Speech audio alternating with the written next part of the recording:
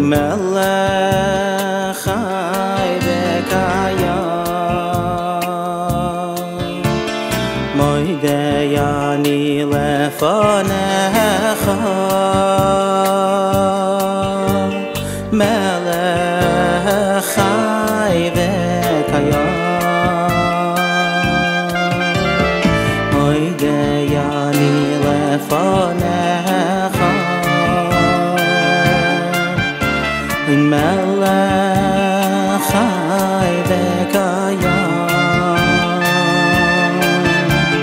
moideyani lefanecha melech chai v'kayam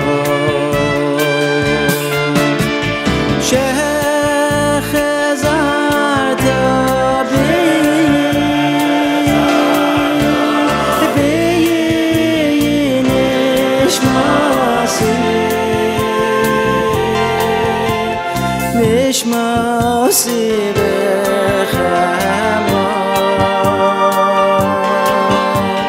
Rabbo emunasecha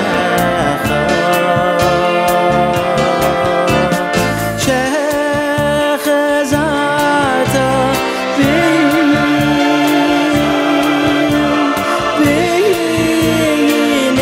nishmasi Nishmasi b'chema Rabbo emunasecha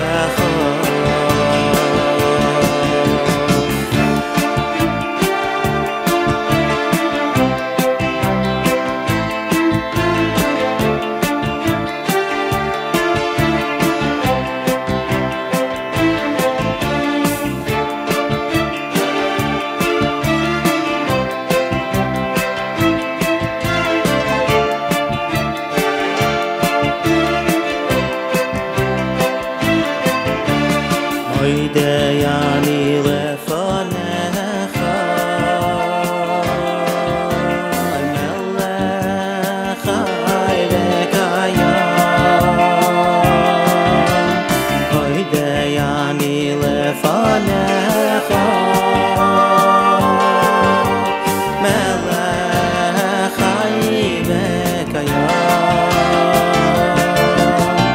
Moideyani lefanecha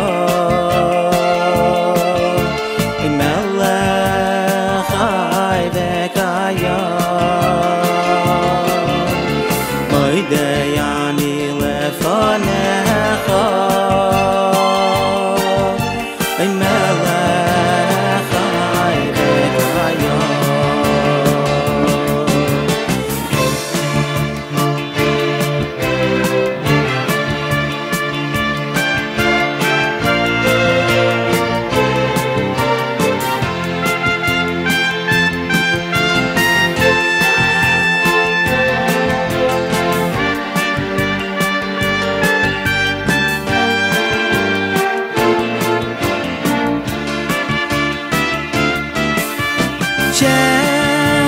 Shechazarta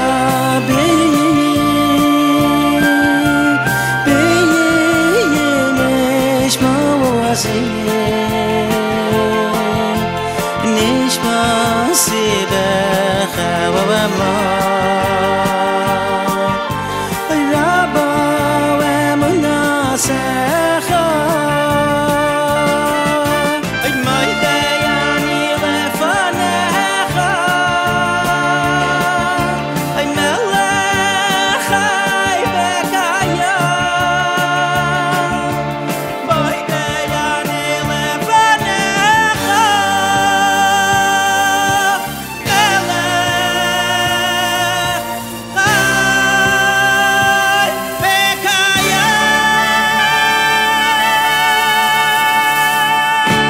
Minutes after 6 a.m. Good morning, everybody. My name is Nachum Siegel. Welcome to a Wednesday.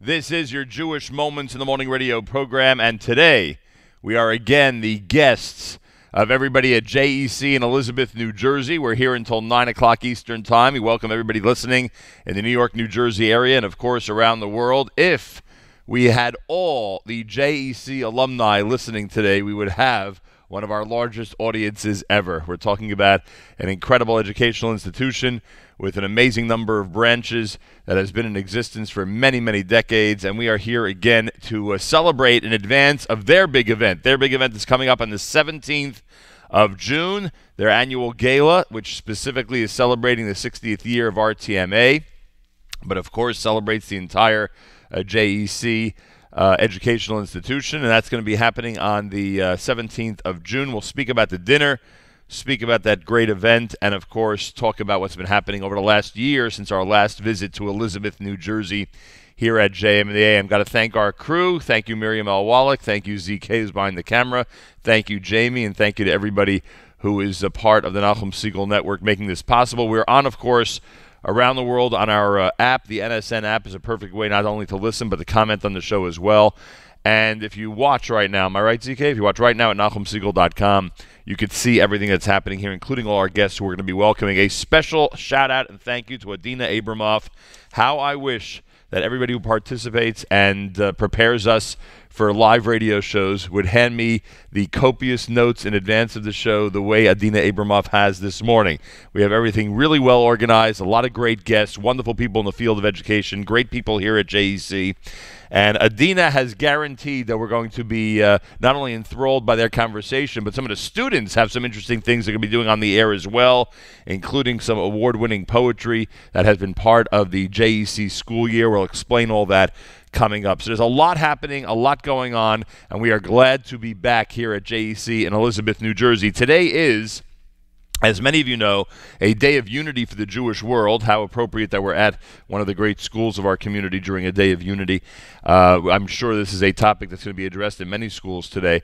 The reason it was chosen, of course, is because the parents of the 3 boys who were kidnapped and murdered in Israel last year have asked everybody to participate in this day of unity on their yard site. So I figured the best way to start our musical presentation is with Am Echad. More coming up on this day of unity. We are live at JEC in Elizabeth, New Jersey, and this is JM in the AM.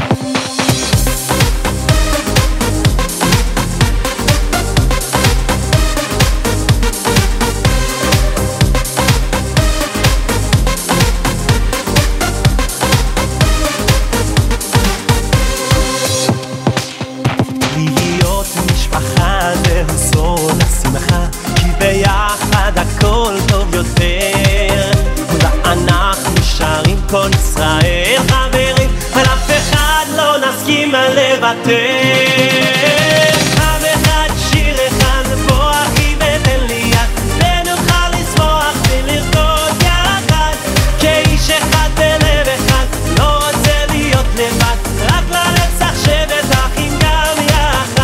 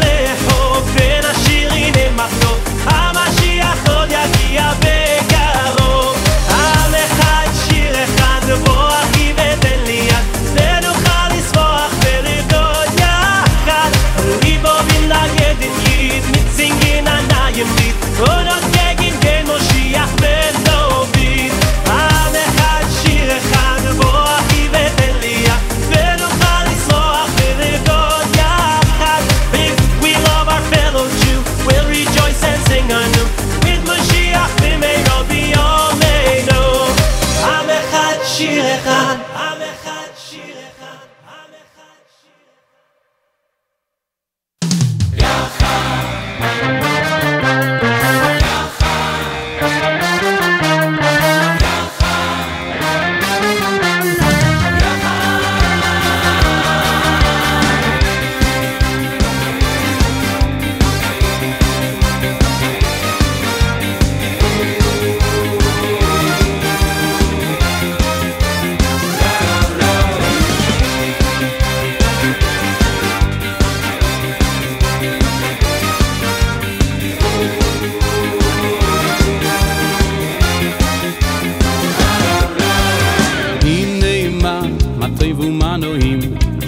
ושחים גם יוחד הנה מה מטוים ומנועים שבשחים גם יוחד הנה מה מטוים ומנועים שבשחים גם יוחד הנה מה מטוים ומנועים שבשחים גם יוחד רק ביחד נביא את הגאולה רק ביחד נצא מאפלה רק ביחד כל עם ישראל רק ביחד עד יבוא גואל רק ביחד נביא את הגאולה רק ביחד נצא מאפלה רק ביחד מה טוב ומה נעים רק ביחד כולנו אחים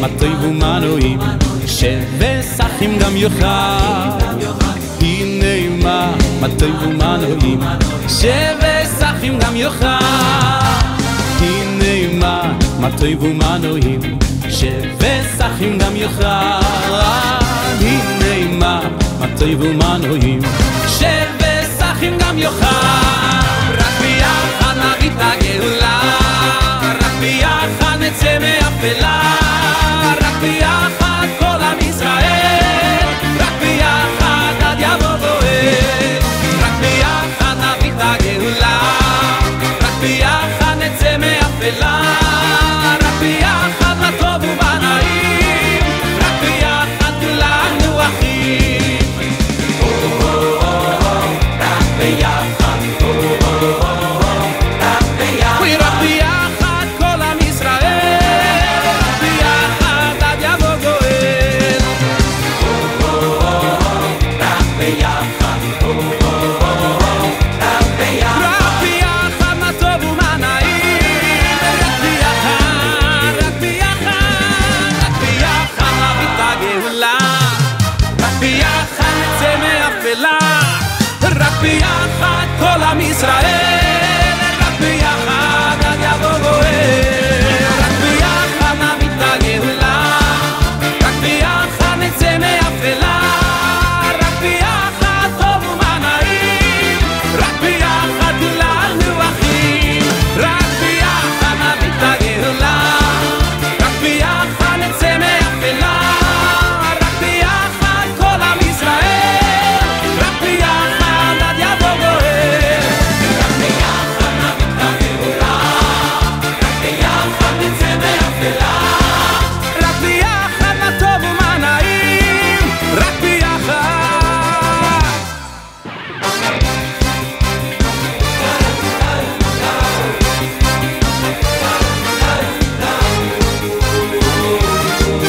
רק ביחד כולנו אחים JM in the AM, Rak B'Yachad, another great song of unity. Thank you to Benny Friedman. Before that, Am Echad, done by Ari Goldwag.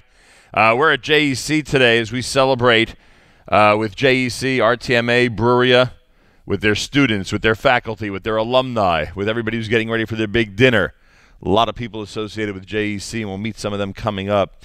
Adina pointed out something to me that I am just floored by, and I'm sure at some point during the video you'll see this on our website as ZK pans around the set that we have here today. And that is the amazing poster. We talk about unity, and of course, what's more unifying than the IDF? A poster, a big board, I should say, that's here to my right, to the left of the set, which salutes all the alumni of JEC and the JEC school system that have served in the IDF. And there are RTMA and Bruria and JEC graduates who are on this list. I could read the list, but it's pretty long, and Adina tells me that the list in reality is much longer than this. They keep discovering more and more students. It's on the video right now. You can see ZK's on it. You'll see some of the photos there. More and more students are being discovered, and more alumni, I should say, are being discovered as having served in the Israel Defense Forces. And what could be more amazing than that? What could a school be more proud of than that?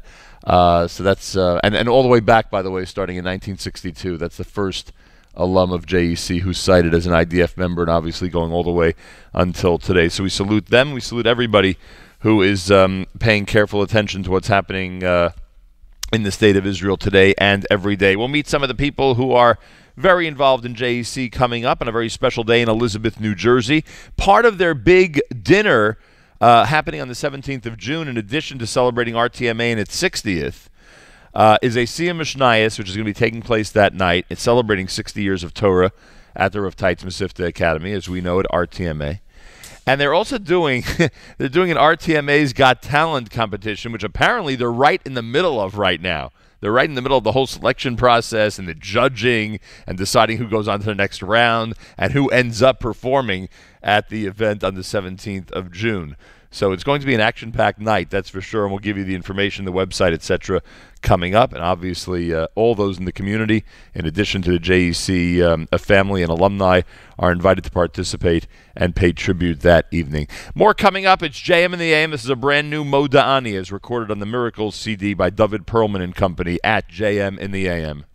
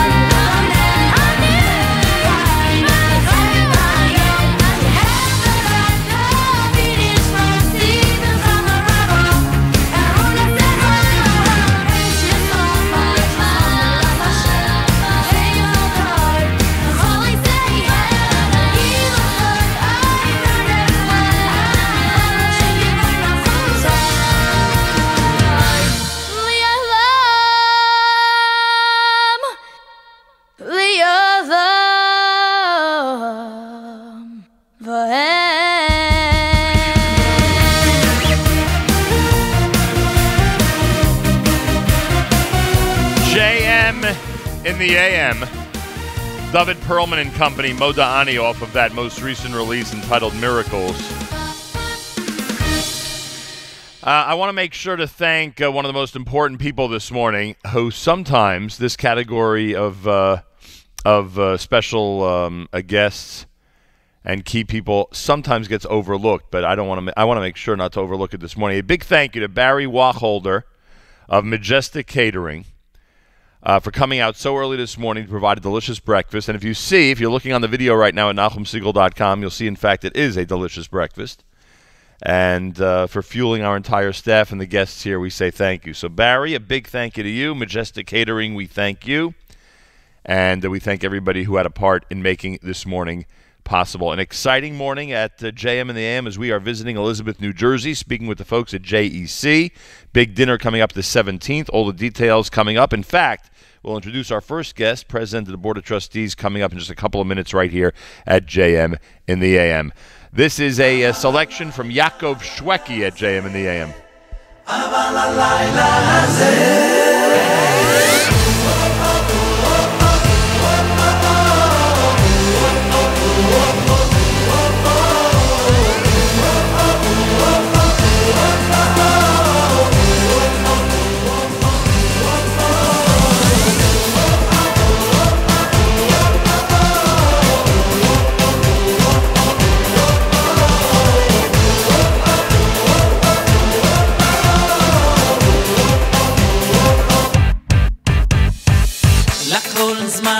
לכל זמן ועת, לכל זמן ועת, את לאהוב, את לשנוא, את מלחמה,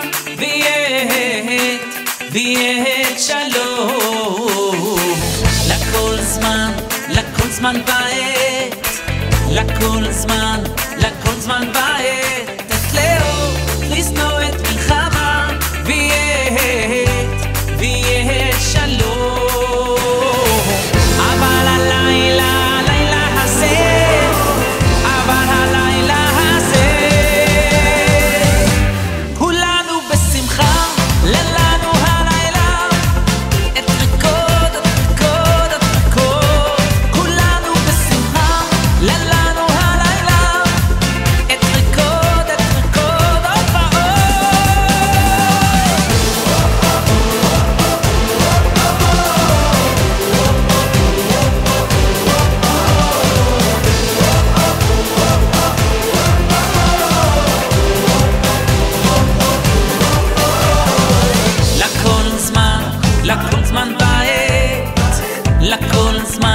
לכל זמן ועת, את לאהוב, את לשנוא, את מלחמה, ויהיה שלום. לכל זמן ועת, לכל זמן ועת, את לאהוב, את לשנוא, את מלחמה, ויהיה שלום. אבל הלילה הזה, כולם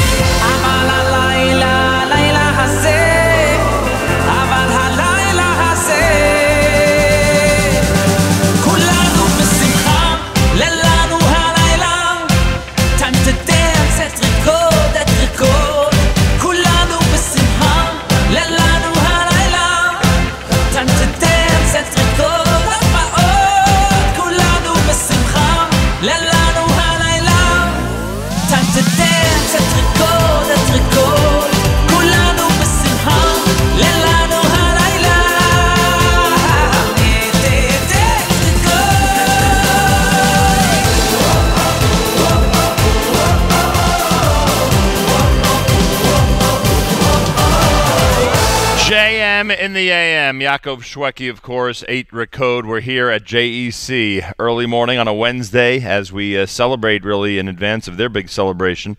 June 17th is their annual gala. President of the Board of Trustees and JEC parent and grandparent and husband to and father of JEC faculty members and an alum himself. It's Steve Sinkfer, the President of the Board of Trustees. Welcome to JM in the AM. Good morning. A pleasure to welcome you here. So would it be inappropriate for me to ask your earliest association with JEC? Well, I arrived on the scene here in 1968. I was in HYA in Newark. We couldn't get an 8th grade class together. 1968, there were only 3 of us left. And I attended 8th grade and then completed my JEC education in class of 73. So I spent 5 years actually studying in the JEC and pretty much the rest of my life associated with the JEC. How does one get to be a president of the Board of Trustees? That's a very special sort of mazel, I would say. I am proud to say that I am the first alum to hold the position, and I've just been elected to my 2nd term, so they have to deal with me for at least another 3 years. Dr. Steve Sinkfer is here. All right, what are your thoughts as we get close to the big event on the 17th of June, the 60th anniversary celebration for RTMA and the JEC annual gala? Well, first of all, I'm just stunned at the fact that JEC, the Mesivta has been around for 60 years. It is unbelievable. Because I was in, I guess, the 13th graduating class, so 60 years seems like a long time. Look back on tremendous achievements. We've graduated some really remarkable people from this institution. We'll be actually recognizing 2 very distinguished graduates at the dinner. Rabbi Mordechai Tokarsky, who graduated in 1988.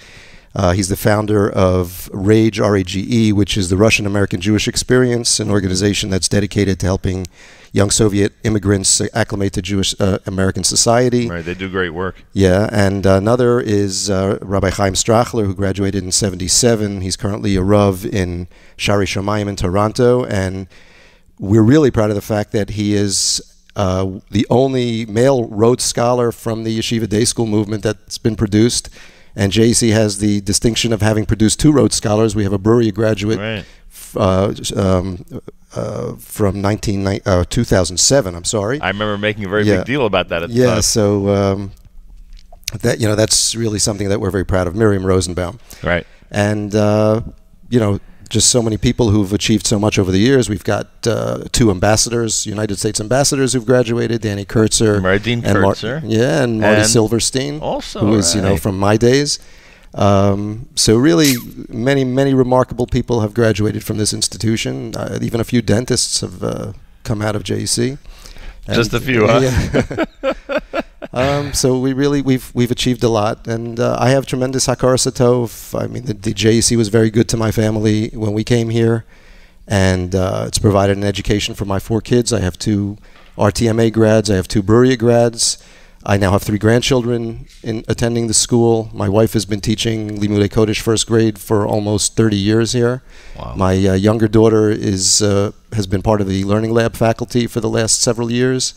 My son Benji coached varsity ball for the last 3 years. He had to give it up this year, but all proud alumni. So I have tremendous hakaras hatov for the institution. And that's why I've really dedicated myself to doing everything I can to help us, move forward and thrive in the future. And one of the reasons that the dinner is always packed every year is because of all the people that have hakaras hatov for the institution. Happens this year on Wednesday night, June 17th, at the Venetian in Garfield, New Jersey, celebrating 60 years of excellence at the RTMA, the Rav Teitz Mesivta Academy, and of course for the entire JEC schools. And I guess things are a bit different today than they were back when you were a student, and you continue to be impressed on an annual basis of how the school grows in so many different areas. It's different, I suppose, but in many ways it's very similar. I think the hashkafa is consistent with what it was when I was here. It's a Torah first hashkafa. I had a class of, many very brilliant students back in 73, and the focus still was on Torah first. We primarily were hoping that guys would go on to schools like Yeshiva University. My class was actually the pioneer class of people going to Eretz Yisrael to learn for a year. We were the first group. Wow. It's still the same. I mean, we have, in my class, 1 boy attended MIT, 1 went to Yale. I was encouraged to go to YU. The fact despite the fact that I was valedictorian of that class. So, I think that's still the same. We have a tremendous core of Rebbeim here, and I don't think things have really changed all that much. I mean, there's technology now. There are things that... Yeah, those would be the big differences, of course. Yes, of course. But in terms of what the school is all about, I think that the message has been consistent through the years, and it's something I'm very proud of, and I hope that we are able to carry forth into the future. Dr. Steven Sinkver, President of the Board of Trustees. You mentioned some of the honorees who are included on the 17th of June, in addition to the ones you mentioned, Dr. Brian and Shoshana Allen, right? Correct. And Howard and Charlotte Block. Yes. The Blocks, actually, they are our Lev Tov Awards. Right. They are pioneers in this legacy program where people are being encouraged now to, plan for when they're not here any longer, and recognize institutions that they are supportive of, such as the JEC and several others that are associated with our federation, and to make bequests to benefit these institutions when we're not here any longer. And the Blocks are pioneers in that, and we're very generous to the JEC, and we're recognizing them for their generosity overall, and that specifically. So mazel tov to them and all the honorees that night. You have this unique situation, as we've just described over the last few minutes. Student, parent, lay leader, supporter, grandparent of students. I mean, as you've indicated, you have seen it all, so to speak, right, through all these decades at JEC. With that in mind, why should a JEC or RTMA alum want to make sure to be at the dinner on the 17th? Well, we've made tremendous efforts over the last few years to reconnect with our alumni base. I think that they are vital to our future. I'm hoping that there are enough of them out there that have similar hakaras hatov to the institution that I do. I still have connections to people who are on staff here. I just saw Joel Glazer this morning at Minyan, my favorite high school teacher of all time. He was a guest of ours recently, Yeah, he's a remarkable guy. If might be listening now. If he is, I'm going to give him a shout out. These were some of the best years of my life, and I do know my sons have the same feelings about the institution. I'm sure there are many others out there. I hope some are listening, and we encourage you to attend and join. Come to the dinner. Be on the lookout for alumni events. We really need you. We need your help going forward.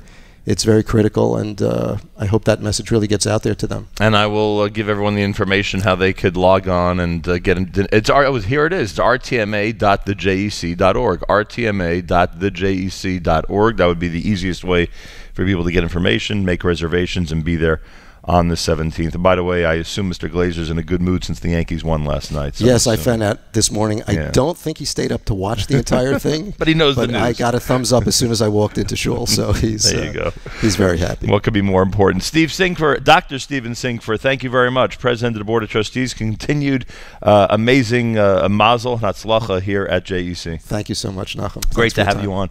Wonderful way to start the show. The man in charge here welcoming us to JEC in Elizabeth, New Jersey, and reminding everybody how great an institution this is and why it's so important to be there on the 17th of June. More coming up. This is JM in the AM with Yehuda Green.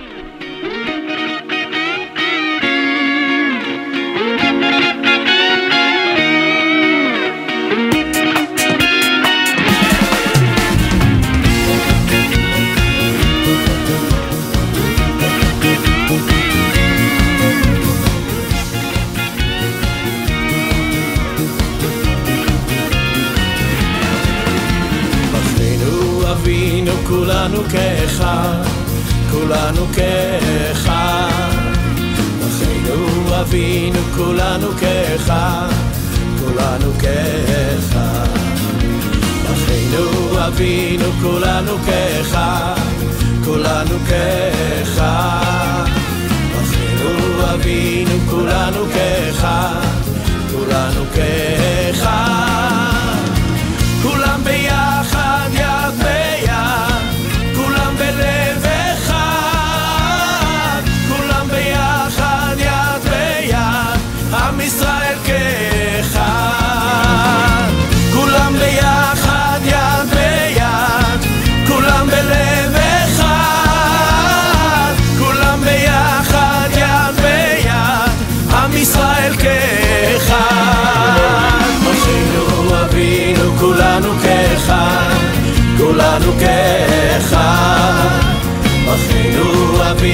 כולנו כאחד, כולנו כאחד. בכינו אבינו, כולנו כאחד, כולנו כאחד. בכינו אבינו, כולנו כאחד, כולנו כאחד. כולם ביחד, יד ביד, כולם בלב אחד. כולם ביחד, יד ביד, עם ישראל כאחד. כולם ביחד, יד ביד, כולם בלב אחד. כולם ביחד, יד ביד, עם ישראל כאחד.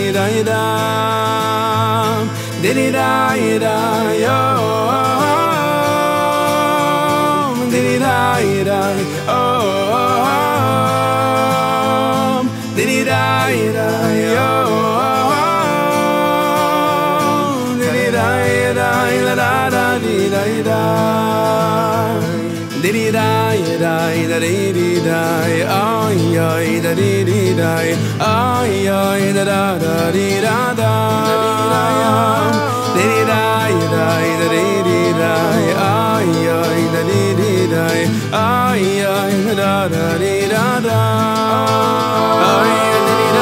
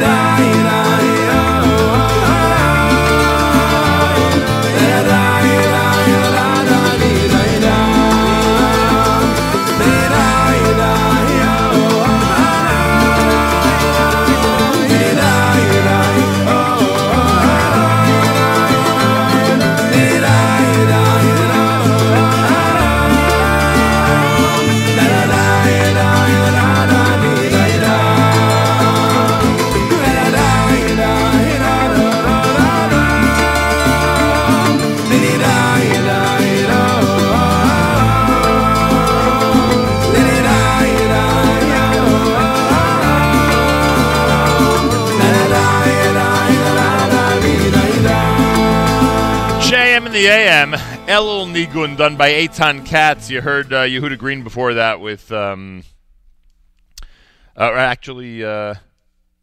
Yaakov? Oh yeah, Yehuda Green with Kulanu Ke'echad. Boy, oh boy, I'll tell you.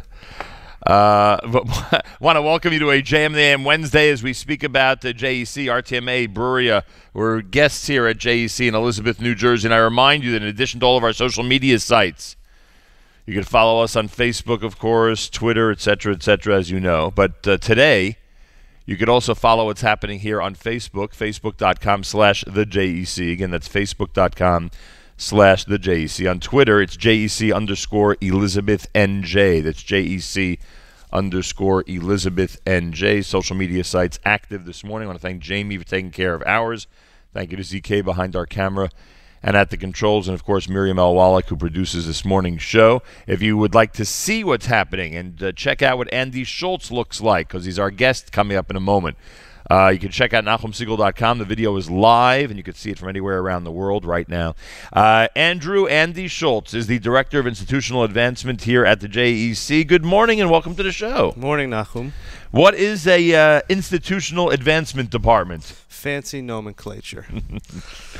Institutional advancement, and my role is really having a keen understanding of what's happening within the JEC system, what makes us unique, and within sort of those parameters, understanding what the needs are for the school, for the institution, for its students, and being able to cultivate resources to really proliferate what makes us that special. And obviously, I guess that goes into so many different directions. We keep concentrating on the alumni, which is such an important aspect, but there's so many others as well. There are many people out there that appreciate what JEC does and want to help out. There's an extensive network out there.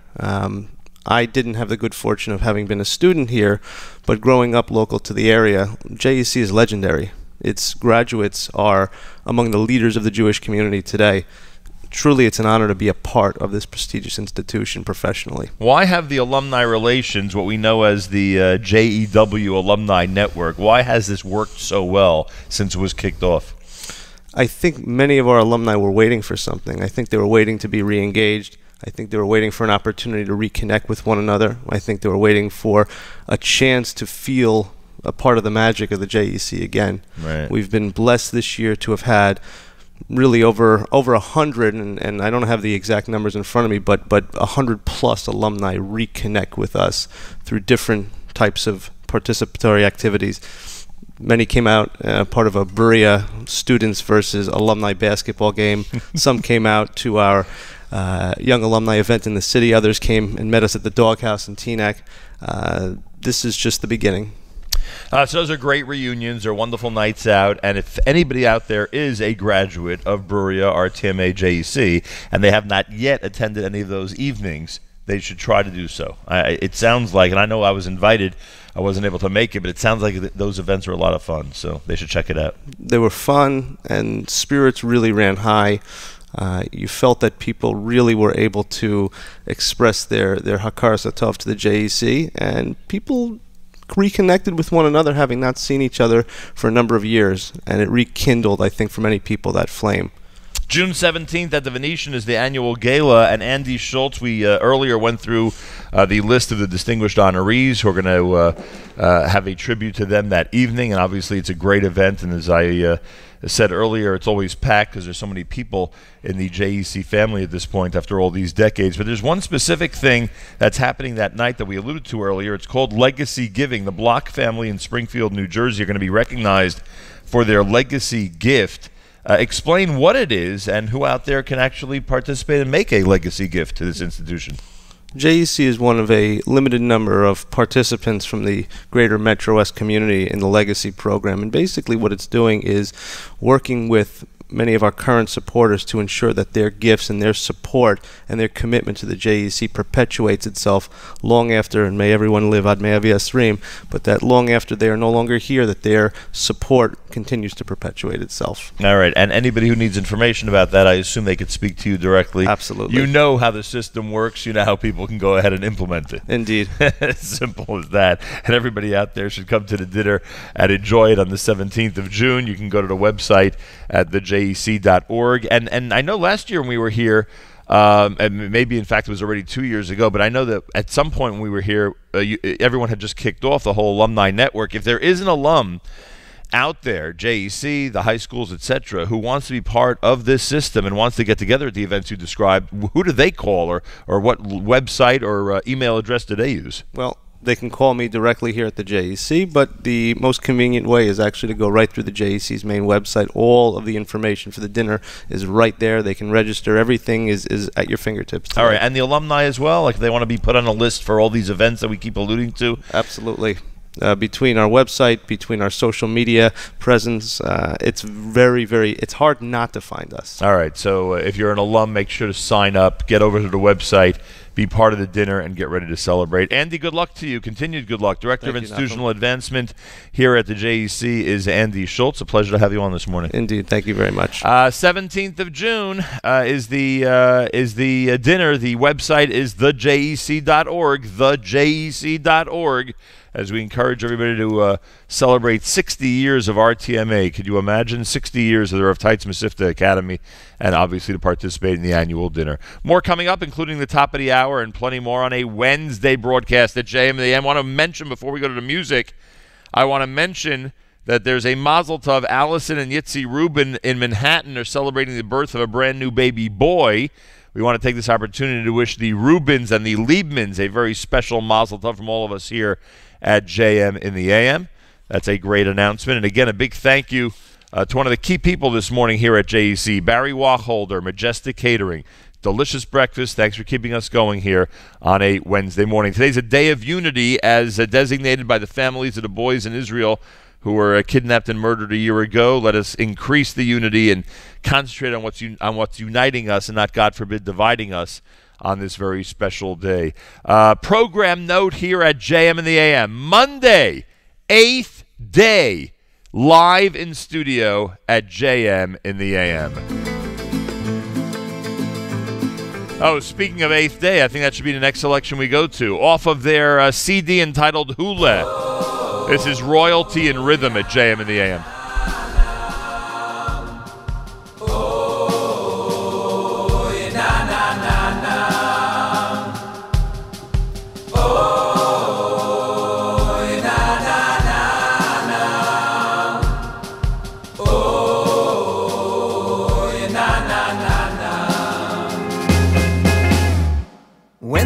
sunsets on my Friday night. I get so starstruck from her holy sight. Heaven's angels dancing by her side, colored candles burning up the sky. Scary shadows dancing on the wall, but in our hearts we got no fear at all. It's total trust, the secret of her might. She makes a broken world feel so right. 'Cause she's got royalty in rhythm. Her tapestries are so divine. 'Cause she's got royalty in rhythm. The greatest treasure of all time.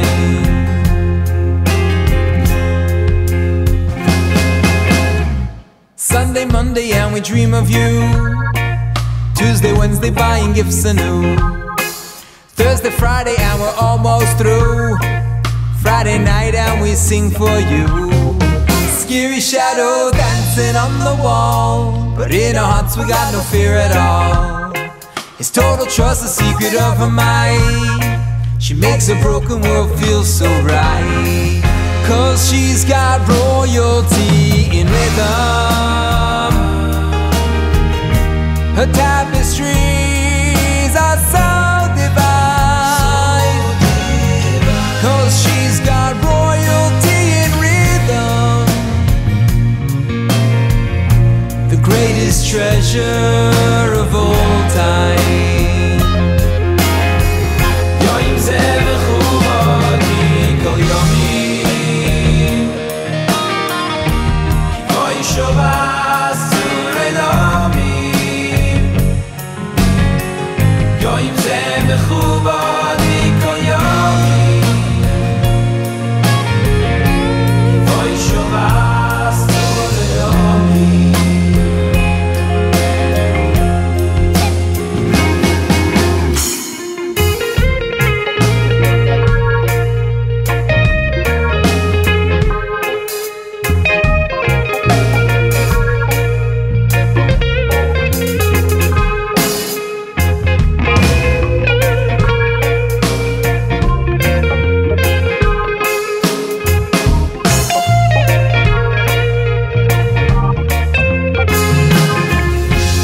She's got royalty in rhythm.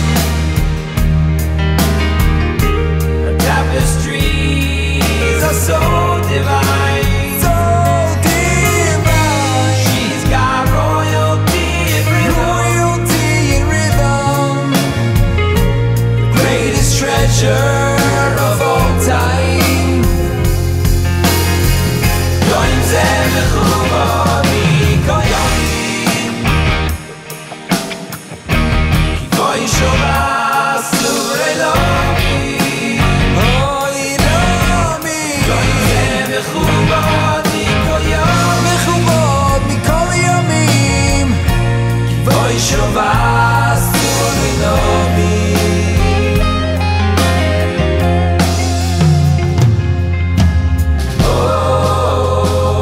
Oy na na na na.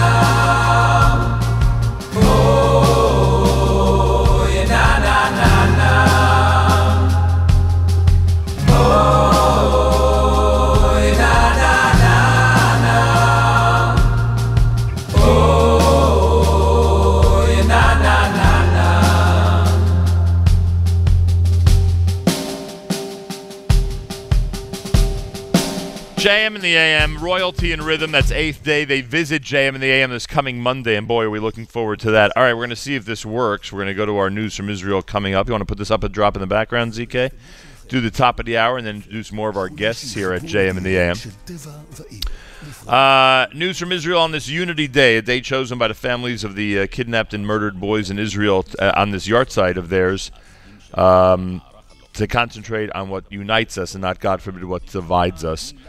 We are live here at JEC. Their annual gala comes up on the 17th of June, celebrating 60 years of the Rav Teitz Mesivta Academy. Pretty amazing. Our TMA's Got Talent. They're actually going to be featuring the winners that night. They're in the midst of their big talent search process going on here. And they're also going to be celebrating with the Siyum Mishnayos that evening as well. It's a very special night. Go to the JEC.org for information. It's America's one and only Jewish Moments in the morning radio program. Heard on listeners-sponsored WFMU East Orange, WMFU Mount Hope, Rockland County at 91.9 in the FM dial. Galei Tzahal, Israel Army Radio, 2 p.m. newscast next at JM in the AM. גלי צהל, השעה 2, כאן אהוד גרף עם מה שקורה עכשיו. שלב העדויות במשפט רוצחי הנער מוחמד אבו ח'דיר חושף פרטים חדשים ומזעזעים על יום הרצח. מבית המשפט המחוזי בירושלים כתבנו רום ליאור. אחד הקטינים המואשמים ברצח סיפר בעדותו כיצד הנאשם המרכזי בתיק אמר לו לשפוך על אבו ח'דיר דלק כדי שלא יהיה ניתן לזהות את טביעות אצבעותיהם. לאחר מכן אמר, נכנסתי לרכב ופתאום ראיתי להבה גדולה. עוד קודם טען הקטין כי עד שבן דוד הקע את אבו ח'דיר בראשו הוא לא הבין כי הם הולכים לרצוח אדם וכי הוא נגרר למעשה בעקבות לחץ שהפעיל עליו בן דוד. אביו של הנרצח התפרץ לעברו לאחר הדברים וקרא לו שקרן. מלחמת הסמכויות בין שרי הממשלה. השר לביטחון הפנים גלעד ארדן קורא לספח את פיקוד העורף למשרדו. כתבנו קובי מנדל שמע אותו במהלך תרגיל לפינוי אסירים בכלא דמון. השילוביות הזו שנלמדת ונבחנת בתרגיל, אני חושב תרגיל מאוד מרשים של פינוי בית כלא, היא בדיוק מה שיקרה בפועל גם בימים הראשונים, ולכן אני סבור שזה נכון לבחון בחיוב את הכפפת פיקוד העורף יחד עם יתר המגיבים הראשונים תחת מקום אחד, המשרד לביטחון פנים. בעבר דרש ארדן לספח את פיקוד העורף למשרדו גם כשר להגנת העורף.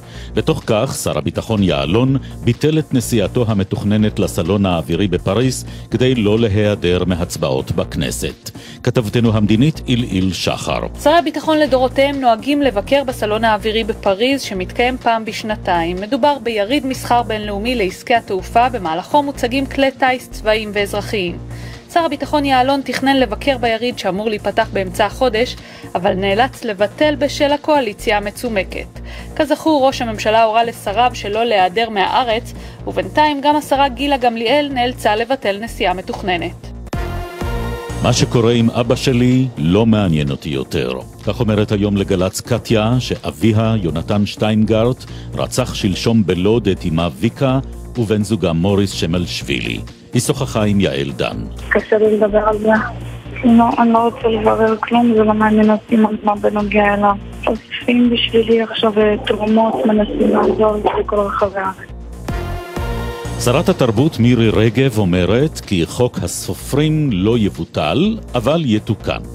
בדיון מיוחד בכנסת בעקבות הדרישה לבטל את החוק, אמרה רגב שתקים ועדה שתבחן את החוק מחדש ותגבש מסקנות. נקודת המבט בסופו של דבר הוא איך אנחנו מאפשרים לעם הספר, ספר במחיר עממי. כי ספר הוא לא מותרות. ספר הוא מצרך שכל אחד רוצה לקנות וללכת לישון ולשים לו ספר ליד המיטה ולקרוא את הספר כדי שיהיה לו, איך אומרים, מזור לנשמה. את הדברים הביאה כתבתנו דרור שדות. העיתונאי משה אישון הלך לעולמו והוא בן 87. במשך 16 שנים כיהן אישון כעורך עיתון הצופה, ולאחר מכן כתב במקור ראשון. בנוסף, ערך את התוכנית במוצאי יום מנוחה, כאן בגלץ. משה אישון מובא כעת למנוחות בבית העלמין כפר נחמן ברעננה. מזג האוויר נאה עם עלייה קלה בטמפרטורות. אלה החדשות שעורך הדר שיפר.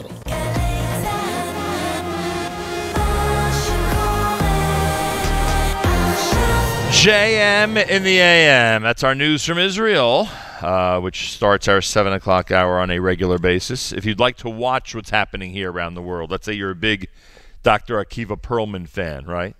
And you want to watch his interview right now. You go to NachumSegal.com, you could see everything. We're live at JEC in Elizabeth, New Jersey. They've again opened up their beautiful synagogue here to us in this wonderful building. An incredible decades-old tradition here at JEC, which continues to just be state-of-the-art and as modern a school as you could possibly have with this incredible tradition that they enjoy. It's really incredible. 60th anniversary celebration of RTMA happens at their annual gala coming up the 17th of June. go to thejec.org. Dr. Akiva Perlman, as I mentioned, is here. He's director of the guidance department for the entire JEC, all 3 divisions. Welcome to JM and the AM. Thank you for having me. Thank you for your off-air Miami Boys choir reference. It's been a while since you've been in the choir. Those are good times. Those were good times. You enjoyed that? I'm glad. Let's all remember the good times there on stage. All right, Dr. Perlman, it must be quite a task leading your division, leading all 3 divisions in the area of guidance. When I went to school, I could describe to you, I think we did this last year, I could describe to you what the guidance department was like. It was a bare-bones skeletal operation, if you know what I mean. Things are much different these days. A chair right? in the back of the room Basically. facing the wall. And maybe the person responsible for it would be, somewhere there, somewhere in the vicinity. It's very different these days, right? Yeah, we've come a really long way. Tell everybody in 2015 what guidance means at an educational network like this. Guidance means every kid in the school has a place that they could turn to. That's what it means, ultimately, at its core. And we're talking about hundreds of students. Hundreds of students. We have a large staff. There are people in charge of each division. I oversee that. But we have a great group of people who are just making sure that if a kid has something they want to talk about, they have someone that they can turn to. Right. And I don't know, often people would think like, compared to high school problems, elementary school problems are, nothing in comparison to what kids could be going through in high school. These days, that's not true at all. These days, no matter what age the kids are at, they could be having very difficult family situations, very difficult adjustment situations, not to minimize what people went through years ago, but this is across the board. You could be dealing with a 5-year-old in a more serious situation than some of your 15 and 16-year-olds. There's no question. Kids are growing up earlier. Right. They're raising each other with the age of technology. Parents, not to say that they don't play a critical role, they absolutely do. But now you have to introduce technology as a new parent into the home, and they're raising one another, and that's at a very, very young age. We ran a study, I told you about this last year. We ran a study regarding technology. At what point do kids really enter into this world of technology where we begin to lose touch? And it starts at like junior high. That's when it kicks in. And that's a very young age. You think junior high, that is 11 years old. And I would think that age that study produces is only going to get younger and younger as we continue to advance. Yeah. We're going to run it again in a year or two and compare the results. And we'll be even more thrilled with the results. Oh, it's going to be wonderful. No, but you know what? The results empower us. When we run a study like that and we say, okay, this is where our kids are at. This is our reality. What could we do to make it better? And as a result of that, we introduce new forms of education and programming that address these issues, and it allows us to address their needs of where they are currently. Things are complicated, as you've alluded to, and I'm sure you've seen, many might suspect longtime staff members, how could they adjust to all this? I would guess in that case, some adjust well and easily, right? We know 90-year-olds who know how to use computers really well, and then others, have more difficulty. Do you sometimes find yourself guiding some of the faculty members and adults in the picture because they also have to be brought up to date? I think we all guide each other. And my mother is one of the wisest women I know, and I literally step by step. This is how you send an email. This is what you do. Right. And we're learning. We're learning as a group. But I know that my grandmother, I could send her emails and text messages, and she responds. So some it's more challenging than others, but we learn together. We really do. All right. Someone handed me a note that you have a unique topic for this morning.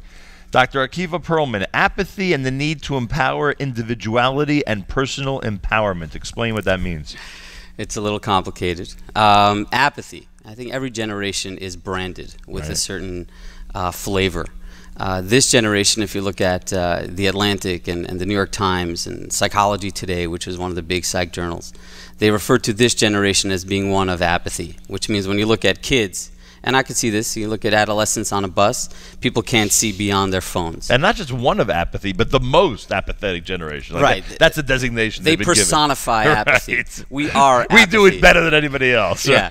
So it's one of the big issues that we're facing. Like, how do you take kids who are what we could look at it from the surface, it looks like very self-absorbed, not interested in looking beyond, their 3 feet, and I would even say 12 inches, not looking beyond that. How do you engage them, and how do you find a way to inspire something that is personal growth? Right. And I think a lot of our programming, as a result to address this issue, has been about finding like personal empowerment.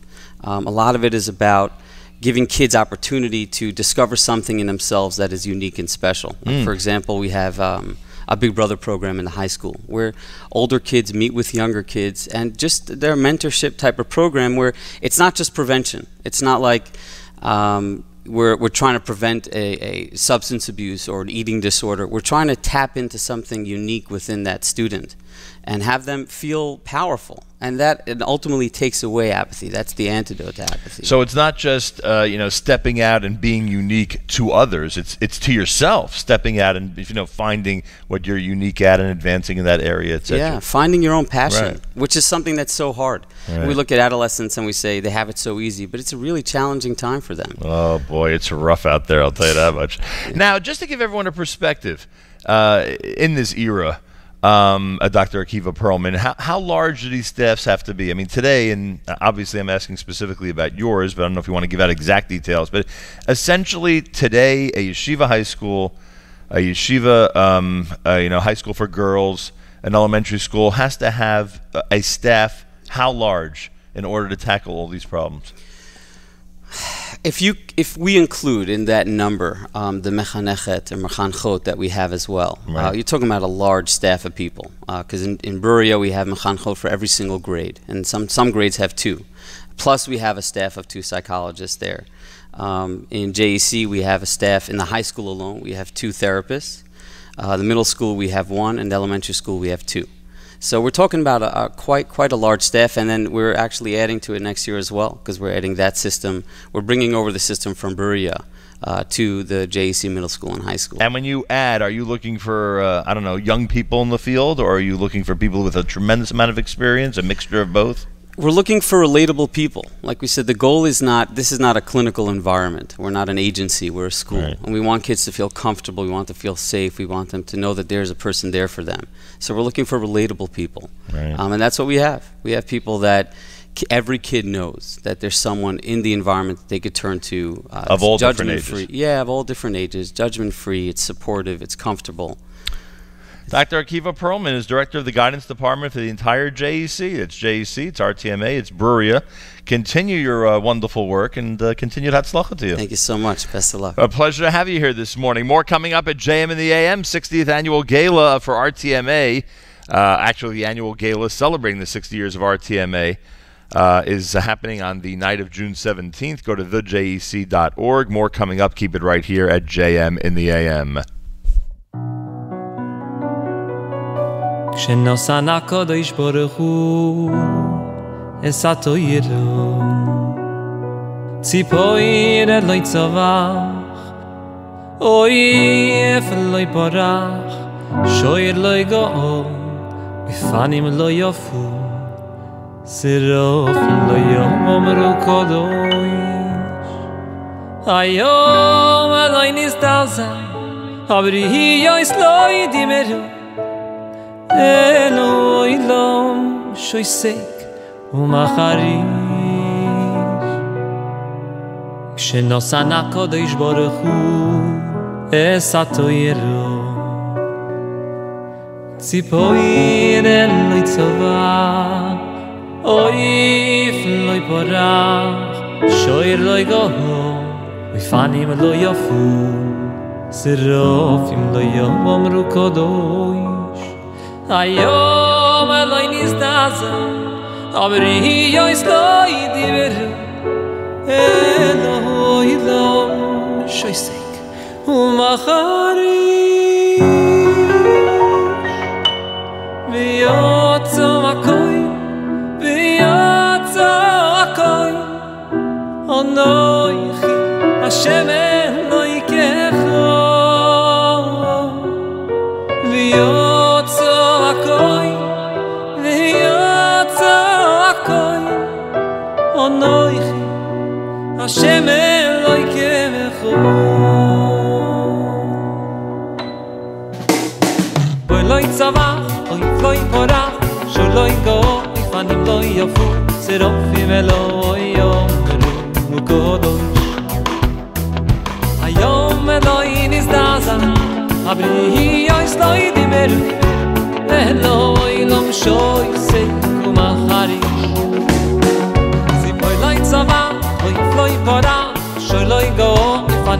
yafu Serofim Eloi yomeru kodosh Hayom Eloi nizdaza Abri yois loi dimeru Eloi lam shoi seiku macharish Yotzo hakoi toiro Siz given der eshtir koi toiro Onoi chi Hashem melekecho Dem bashefes koi toiro Yotzo hakoi toiro Siz given der eshtir koi toiro Onoi chi Hashem melekecho Dem bashefes koi toiro Shenosan HaKodesh Baruch Hu Es HaToyru Tzivoir Eloi Tzovach Oif Loi Porach Shoir Loi Go'or Ufanim Loi Yofu Sirofim Loi Yomru Kodosh Hayom Eloi Nizdaza Habriyois Loi Dibru Hey Eloi Elohim Shoy Seif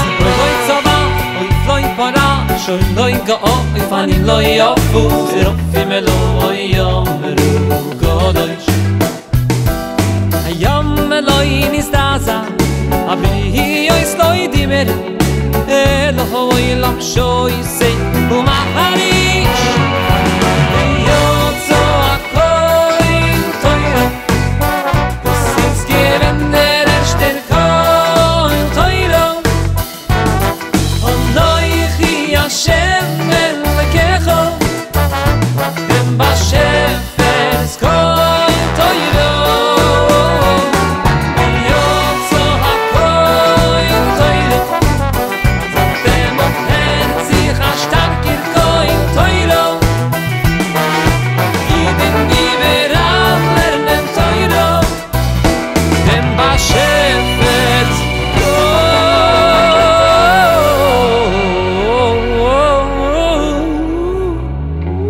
JM in the AM, Ellie Marcus with a selection entitled Kol Torah here at JM in the AM off of the CD David HaMelech. We're having a great time here at JEC. It seems to be an annual visit for us and a really nice one. Go to thejec.org. Information about their big dinner is coming up on the 17th. You'll find it there on the website. And congratulations in advance to the RTMA's Got Talent winners. I'm saying in advance because they're still in the process of working very hard to become the most talented or recognized as the most talented at RTMA, and the winners will in fact be participating in the dinner. And the Big Siyum Mishnayos celebrating 60 years of Torah at RTMA. The Rav Teitz Mesivta Academy happens that night as well. Well, I've already had an amazing interview with Brian Ness, but we're going to have another one now on the air. Brian Ness is here. He's a parent of 4 children in JEC. Wow. His wife, Ariel, is a Bruria alum. He's a board member here at JEC. Board member of the local Hillside Elizabeth Shul, Adath Israel, Rabbi Schwartz's shul. He's a partner at PricewaterhouseCoopers, and he is coach. This may be the biggest and best distinction for him. He is coach of the Iron Pigs. You remember last year we had a conversation about this in advance of our trip to the Iron Pigs game in Lehigh Valley.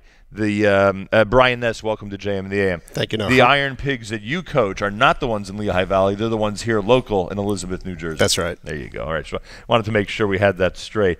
So you're a parent. You're a board member. A lot of wonderful things going on. It's been a year since we've spoken. Anything special that we should know about over the last year? Just a continuation of the great things that that go on in the school. It's amazing, not having grown up in the neighborhood here and not really having much connection to JEC growing up. There is a commonality, though, in that my parents, Ariel's parents, and grandparents, they instilled in us the importance to volunteer in your community.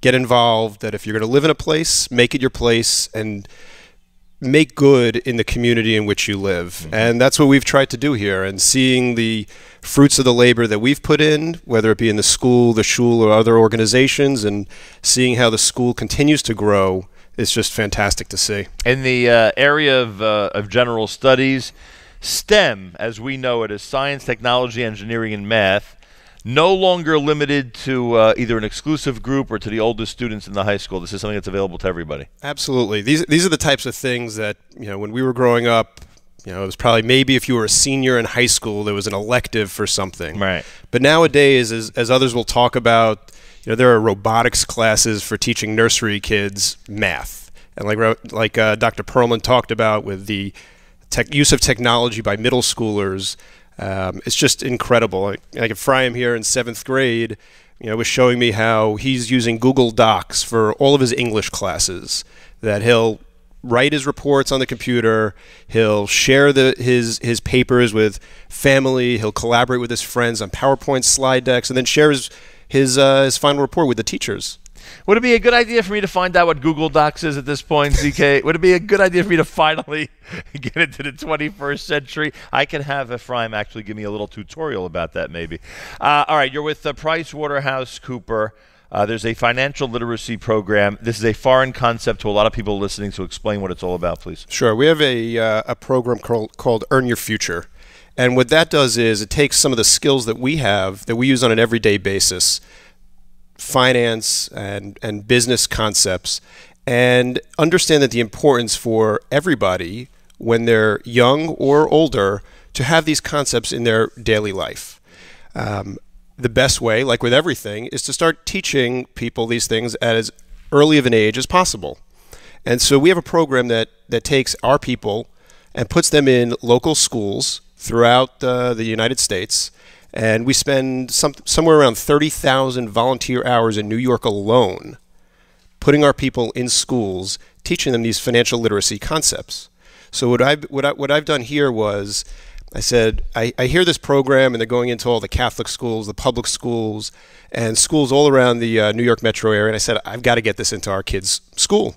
As a parent, I want curriculum like this for my children. Who could blame you? And as a board member, great opportunity for another program for JEC and RTMA to talk about that we offer. And certainly as a PwC professional, the opportunity to take my team, who hears all about school, they hear about my Little League stories, my kids and all that kind of stuff, and bring them into my world and combine all of those and bring them here for a couple of days. And so this was our 4th year doing this here. And we spent time at the Berea campus earlier in the year. And the we is you, or there's a, It's me, and each time I've come with about 25 people from my team at work. So they all become faculty members, They become faculty members for the day. One of my guys, one of my top guys, probably about 10 minutes into his first session, you could see the stress on his face from having to deal with a 4th or 5th grader. The work day is nothing. So the best part, I texted a picture to his wife, who's a school teacher. And within 2 minutes, she's like, "Oh, he's going to come home and tell me he needs a nap." Mm-hmm. So you really see the tremendous amount of effort that teachers have to put in to get through the day. But it's really very rewarding. And so this year alone, we went through grades 4th through 12th. Right. About 600 students. There's going plenty through. to do with the 4th grade. There's plenty to do with the 5th grade in this area. Plenty. And what's amazing is we prepare for these sessions with material, and the little secret is that whether they're 4th graders or 12th graders, our material is the same. And it's all a matter of having the discussion with the students. Well, one second. I mean, some of the areas that you covered include planning, money management, credit, insurance, buying a home. We're discussing some of these things with 5th graders? Absolutely. Really? Absolutely. We're talking about 11-year-olds. We're talking 9-year-olds. Interesting. And the types of things that they will throw out to one of my team members is remarkable. High schoolers could be talking about stocks and options. Right. Middle schoolers could be talking about stocks they want to own and getting dividends. And elementary school kids are talking about putting money in the bank. These are concepts that are very advanced for kids their age. And my team by the end of the day, they're shocked at the types of things that the kids are coming up with. Well, if I was in 5th grade, I'd be asking how expensive is it to have a bowling alley in my house or something like that. Really dreaming. Well, the answer for what would you do with $100 does vary from 5th grade to 12th grade. I can only imagine. But it's remarkable to be able to get these types of things and to have that as part of the curriculum here at JEC. All right, Brian Ness is with us, and it's PricewaterhouseCoopers. That's the proper pronunciation. And there are JEC alumni who join with you on this project. They should be noted. Who does that include? That's right. We have Sammy Rosenzweig, Ilana Schwartz joined us when we were at Bruriah this year, and Moshe Eisenberg, whose 11th grade brother was in the room with us as well, which is really a remarkable opportunity for the young boys and girls to see that, as they develop in their schooling, in their career development, that they have opportunities like this to get into the business world, and you get to see sort of the fruits of the labor. And the best part is seeing the teachers who had these guys and girls to say, wow, that kid does this now. It's pretty remarkable. Not to compare career choices, that's not why I'm bringing this up, but earlier we noted the JEC Bruriah alumni who are now members of the IDF. They come back here, they're read about, spoken about, they meet the students, and they're like, wow, we have heroes among us. Again, a different type of reference, but here you are representing one of the, a great financial firm in a place that's known as an incredible business community, and they see 3-4 alumni of this institution walk in and represent that great financial institution at this point. It's a wonderful thing. There's nothing better to show these students that they too can be in this area of life. That is true, although you do realize there are no television series about accountants because we don't really save lives. But for some people, it's a dream to go into this field and to excel at it, right? That's right. I mean, you still love what you do, right? I do. Okay, so there you go. My proof positive. Brian Ness, parent of 4 children here at JEC, and somebody who is very involved, as you hear, in the school's programming, the PricewaterhouseCoopers Financial Literacy Program. Is this now the only Jewish school that it's in, or it's expanded to others as well? As far as I know, this is still the only yeshiva that we bring this program to. And all because of your initiative. Because of my initiative and because of the PwC program that we've developed that allows me to take the curriculum that we have. And you know what? Whether it be PwC or it be the other curriculum that goes on here, it's really not only about the what, but it's about the how. And when we looked probably 5 years ago, it was about smart boards, right? It was that was the which big school development. had the smart board. Now everybody has the smart board, right? But it's what are you doing with it, right? And so now when you can have live stream classes with a school in Israel, or when you're doing different types of programming in the classroom using the smart boards, that's really what differentiates what schools can do one from the other, and that's what. Is very exciting. That's today's game changer. That's today's game changer. And from one example, I was on a business trip a couple of months ago, and I was heading to Paris, and I said to one of my kids' teachers, and I think she was in 3rd or 4th grade at the time. It was 4th grade, and I said, "Is there anything you want me to bring back? Anything to do?" And she came up with this idea, and what we ended up doing was we timed it perfectly, and I ended up Skyping from in front of the Eiffel Tower into the classroom. And she said, talk about this topic. So I gave a little bit of details about Paris, a little story about Jewish history, Rashi being from France, and other aspects of something. But it was just the idea that you're using a smartboard. You have a parent across the world. You have things like this going on. It was just, another reason to be excited about what goes on in school. Great seeing you again, Brian Ness. Great guest of ours here at JM and the AM, and a great Little League coach. We'll think of you tomorrow night when we get to the Iron Pigs game. Sounds great. And a special hello to Ephraim Ness. Ephraim, thanks for joining us this morning as well. There you go. All right, Rabbi David Goldwasser's words, Zecher Nishmas Harav Zeb ben Rabbi Yosef Halevi. We'll go to Rabbi Goldwasser, then continue with our show here at JEC. Here is Rabbi David Goldwasser with Morning Chizuk.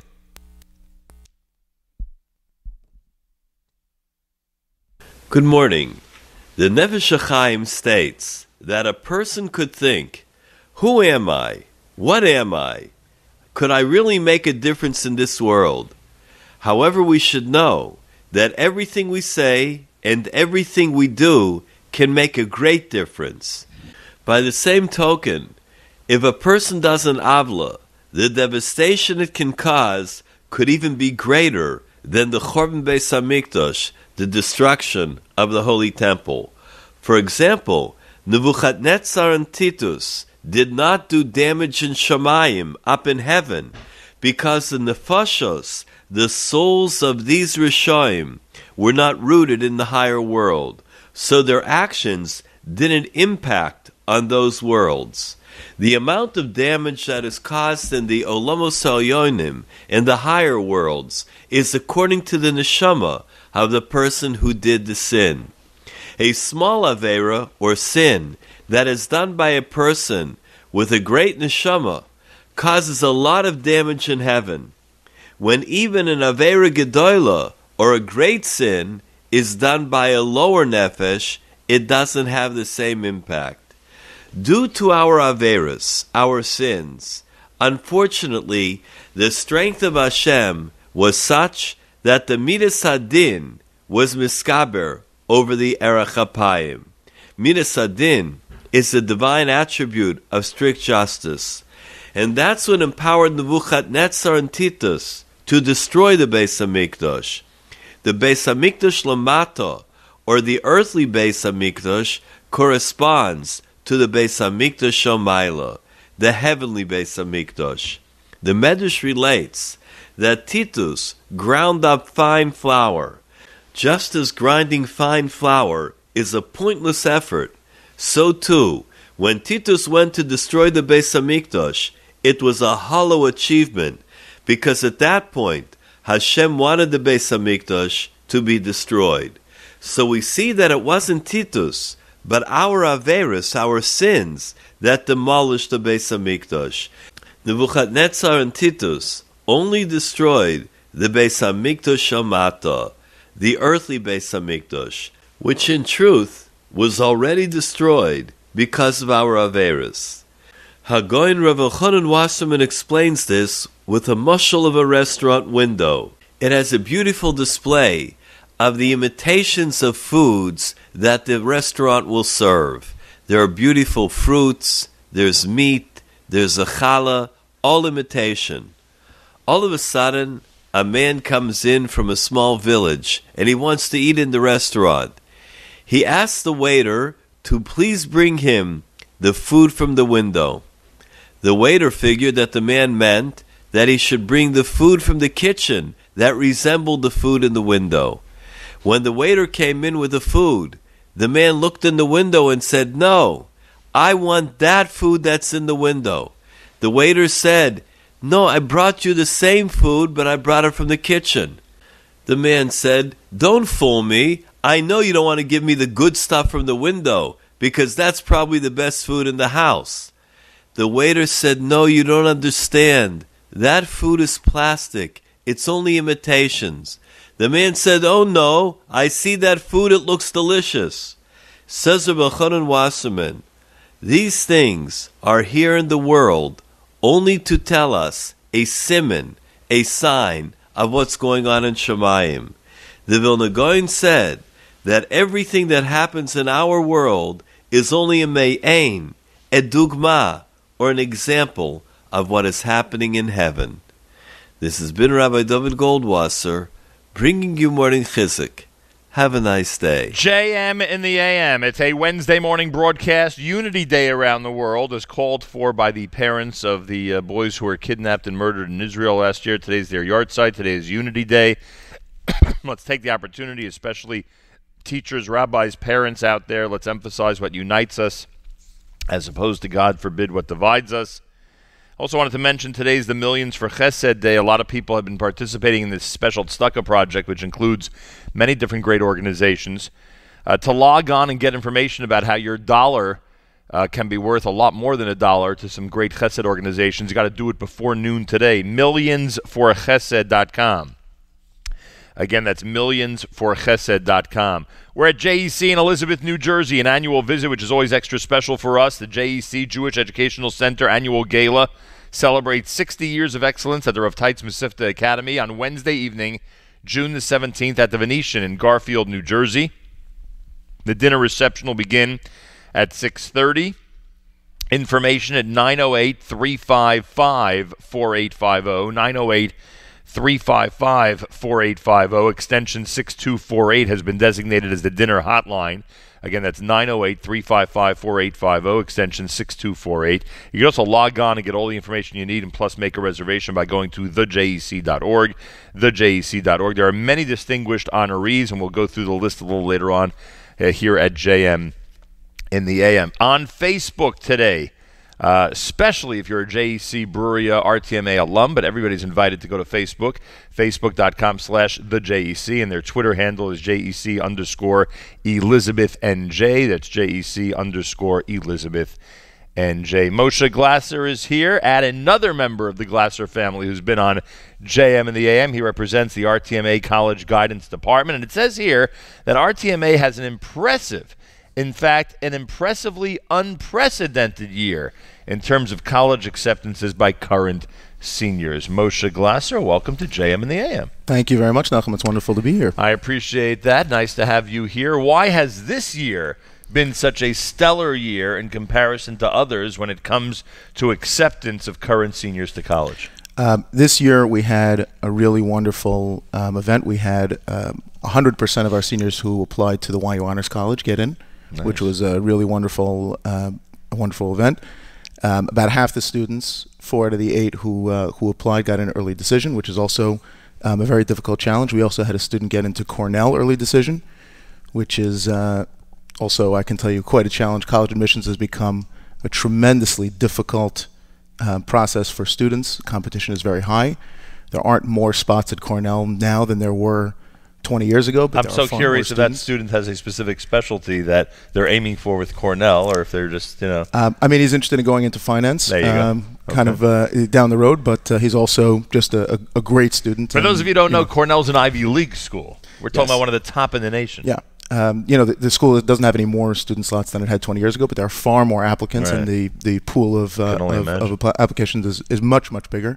And the same for a lot of our other highly selective schools. We have students going to Cornell, to Rutgers, SUNY Albany, UNMD. We have students going to Drexel, Macaulay Honors.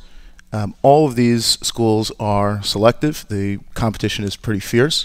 And we managed to get our students to a tremendous number of early decision applications also.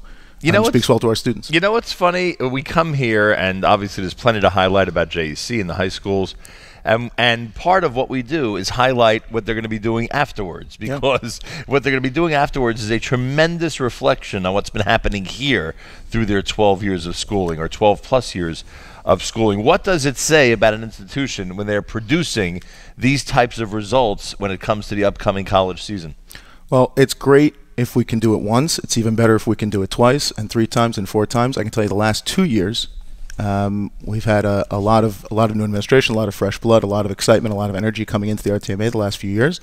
The last 2 years, every single student who has applied to college has gotten in. Nice. And that's something that a lot of schools, I think, cannot boast. And it's a big challenge, and one that we're very happy to attack year after year after year. And especially a school like RTMA and like the JEC, which is very conscious of its history that's being celebrated this year especially. That means a lot, because it means that our future is secure, and that means our present is going well. No, there's no question. The arrow always seems to be pointing up. There's no question about it. In addition to the YU Honors and the different schools you mentioned, there are other awards that students of yours here at RTMA have been distinguished, have been achieving, I should say, over this past year. What are some of those? One of the big challenges with college these days is the cost. So in a lot of cases, these awards come in the form of scholarship money. Thank God. Yeah, and what that often means is that the school wants our students very badly. So scholarship money coming from YU Honors, from Lander College for Men, from Macaulay Honors, from New Jersey Institute of Technology, from Rutgers, from St. John's. All these schools have been encouraging our students and showing how much they want our students to be there. Each one of those awards is a way to recognize the achievements that the students have made and how they look forward to having them in their institution. And hopefully also, one thing we try to emphasize to our students is that the schools are watching them while they're there. And every student achievement in college is also being noticed by the admissions office and being recognized for the future. So a student who's doing well now will help pave the way for future RTMA students to be able to participate there as well. Moshe Glasser's here. He's at the RTMA College Guidance Department.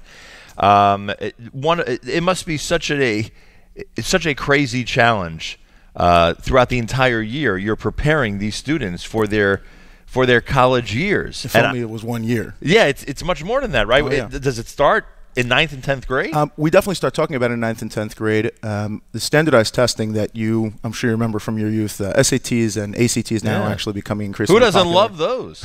Who doesn't love those? Well, so we start talking about them, preparing students for them, and making them sensitive to the needs to do well and work on those skills really from 9th grade on. This year we introduced a new element, which was a college fair for juniors to get them kind of thinking about the process in a significant way. We had representatives from CUNY, from Kean University, from Landers, from Rutgers, Syracuse, from YU. We had a presentation on standardized testing from David Twersky, who did a great job. We also had, and this was a particularly helpful event, we had a presentation by Rabbi Josh Ross, who runs the Jewish Learning Initiative on campus for the Orthodox Union. Great program. Yeah, fantastic program. So trying to sensitize our students to the options they have, the variety of opportunities they have, and not even just in the tri-state area, but really across the country.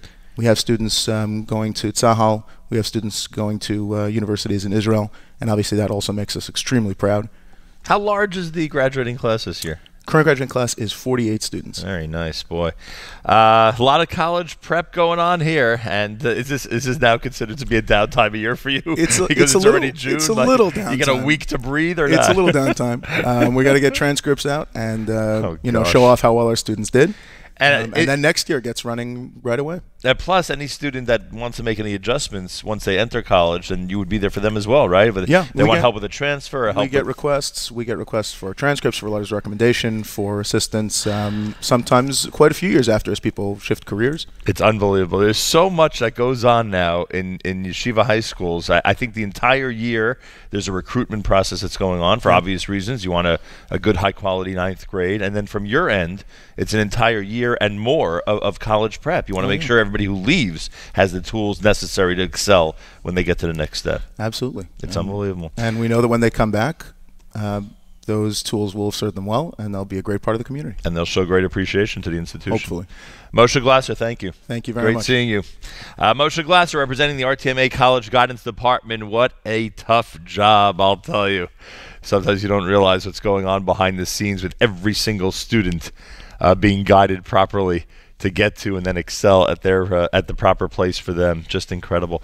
By the way, I want to mention that a representative of the Feder family is here today, and I wish Adina would have heard the conversation I had with them earlier this week, how much Hakaras Hatov they have to JEC, and I'm sure you can multiply that by the hundreds in terms of parents. So you should know that, and everybody here should know there's a tremendous amount of appreciation and Hakaras Hatov that goes out to the JEC for so many different reasons. And they were just one example of that. More coming up. It's JM in the AM at 8:15 on this special Wednesday morning. Information about the dinner coming up on the 17th of June. Go to thejec.org.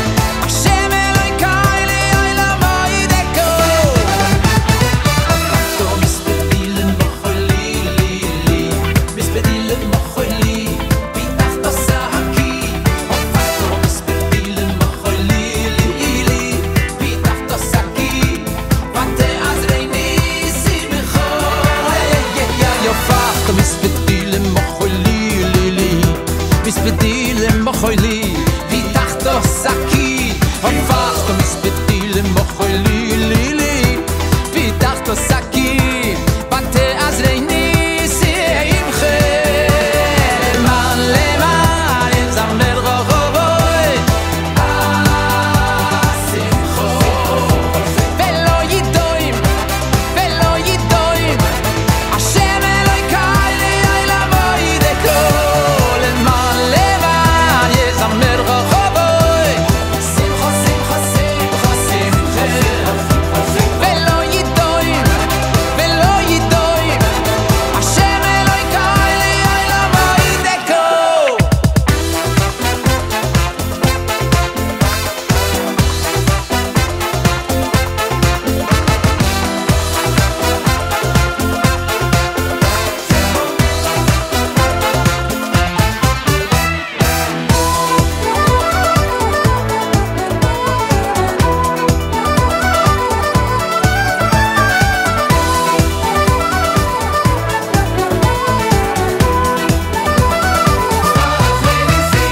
למען למען יזמר רחובוי שמחו שמחו שמחו שמחו ולא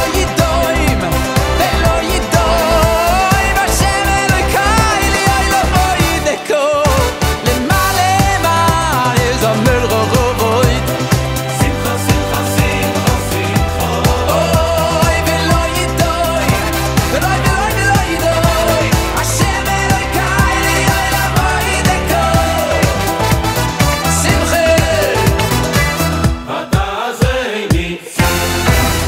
JM in the AM. That's Avram Fried here at JM in the AM.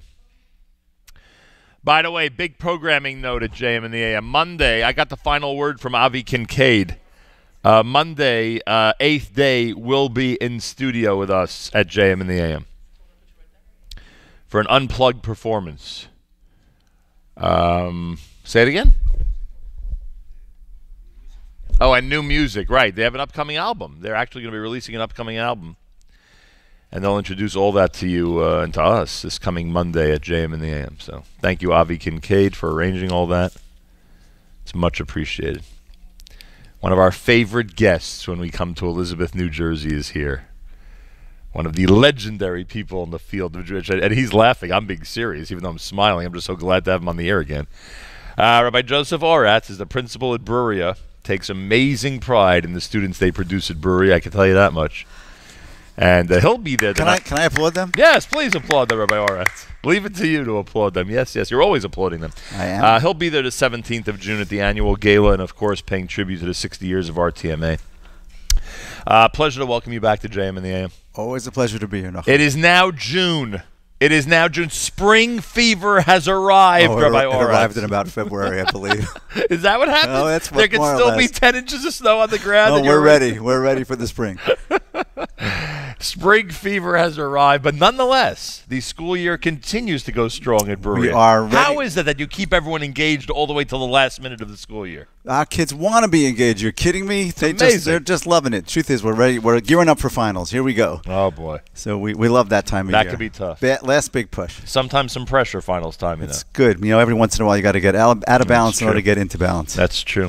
So Rabbi Oratz is among the frustrated principals out there that listens to JM in the AM and hears me, praise certain sports teams on a constant basis. This morning he felt it's appropriate, as do I, that we give a little shout out to the amazing sports teams I have here. to tell you, it is really quite amazing. Our teams we're divisional champions. We had 2 basketball teams as divisional champions. We were in the playoffs in soccer and in softball, and it's just really incredible. And then our academic teams were excellent this year as well. Our debate team, mock trial, did great. We won a Shakespeare. We were great in a Shakespeare competition. Boy. Kids came to me yesterday. We're looking forward to next year starting a poetry slam club and getting involved in that kind of stuff. So it's looking good. Kids are really excited. There's always a lot of innovation where you are, I'll tell you that much. And you mentioned basketball, by the way. All kidding aside, I think this is the best the teams have done in a while. Well, and both teams in both leagues. So we were really that close. A banner year. And shout out to Coach Rifkin, who's really just amazing and is going to be supervising the sports program, moving forward from at Bruria. So that's really she's great, and she's an alum. And she ran this great alum program recently where our teams played the alumni basketball. Right, we spoke about that. And she was a great ball player. And she was a great ball player. Is a great ball player. And it still is, huh? Yeah. There you go. So they tell me. All right, the last time Abruria was featured on our show, we were talking about the Holocaust Museum, and the reason I put it that way is because as a category, this has become one of the events in the Abruria school year. Famous Joel Glazer program that he's put together on a yearly basis. This year, I think they outdid themselves. We had the mayor of Elizabeth and the mayor of Hillside show up. That was great to be able to present it to them. The kids are working on this fantastic program where they're trying to collect $1.5 million pennies to raise money for various tzedakos, but to represent the 1.5 million children that were killed. Murdered. And I noticed here a survivor quilt program as well. Yep. They're putting we had a fantastic program. We brought in quite a number of survivors. Thank God that they're still around and able to talk to us. And every classroom had a survivor walk in and tell them their story and answer questions for the kids. And then they put together these great quilts. All right, one of the people who was scheduled to join us but isn't able to is Shira Allen, the incoming president of the GO. She's daughter of this year's Dinner Parents of the Year, Dr. Brian and Shoshana Allen. Right. That's the Desso and Allen families, right? Right. And they gave generously to the Abruria STEM Lab project, and it's an opportunity for us to speak about the STEM labs, which stand for Science, Technology, Engineering, and Math. Correct. And we have these absolutely fantastic brand new labs supervised by Dr. Erblich and my associate principal, Mrs. Pikus. And those labs are really, truly state-of-the-art labs. They've got everything that you could possibly want for every part of our science program. Because we offer chemistry, biology, physics, earth science, environmental science, computer, and bioengineering, and these labs have to be able to cover all those things, and they put them together in such a way that they were able to do it. I've walked into the lab, watched the kids working together. The stations are absolutely fantastic. When I went to high school, it was a miracle if there's a working water faucet. How do you have all this? I don't remember having a lab in my school. I'm not sure. And if there was one, I probably didn't enter it. Things are a little different these days, Well, and this, as much as it sounds like and obviously is a wonderful, generous contribution to the school today, it's practically, if not really, a necessity in the school. Yeah, and our STEM program, run by the Center for Initiatives in Jewish Education, SIGE, has really taken off. The last couple of years, we put it together.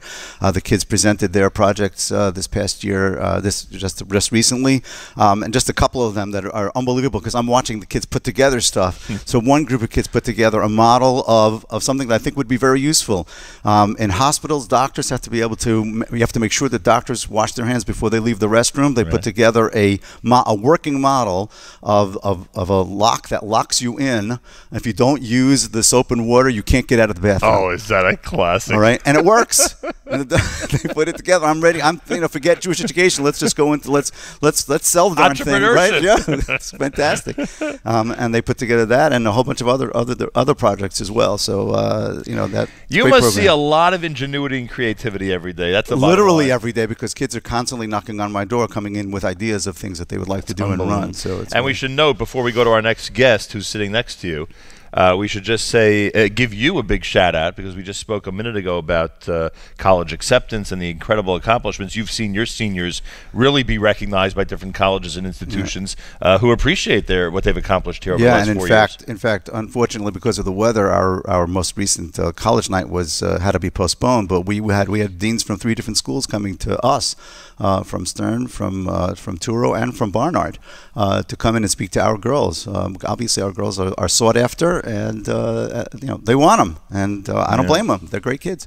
Well, congratulations on all that. Rabbi Joseph Oratz is principal at Abruria. Sitting to your left is Rivka Shapiro. Am I right? Is it Rivka Shapiro? Yes. Good morning, Rivka. Good morning. Now, can you help me explain this? There was actually a literary or poetry competition. What was it? A poetry competition? Yeah, it was a Union County poetry contest for Arbor Day. Okay, and this included all the schools of Union County? Yeah. Anybody could join in? From 4th through 8th grade. Okay, 4th through 8th graders. And apparently, from what we were told, students from JEC did really well in this competition. Yes, they did. How is that? Why that happen that you guys did so well? Maybe the school just teaches us. I don't know. Maybe you have fabulous teachers. Exactly. It could be. So Rivka Shapiro is about to read an excerpt from her award-winning poem. What was the name of your award-winning poem? To see a tree.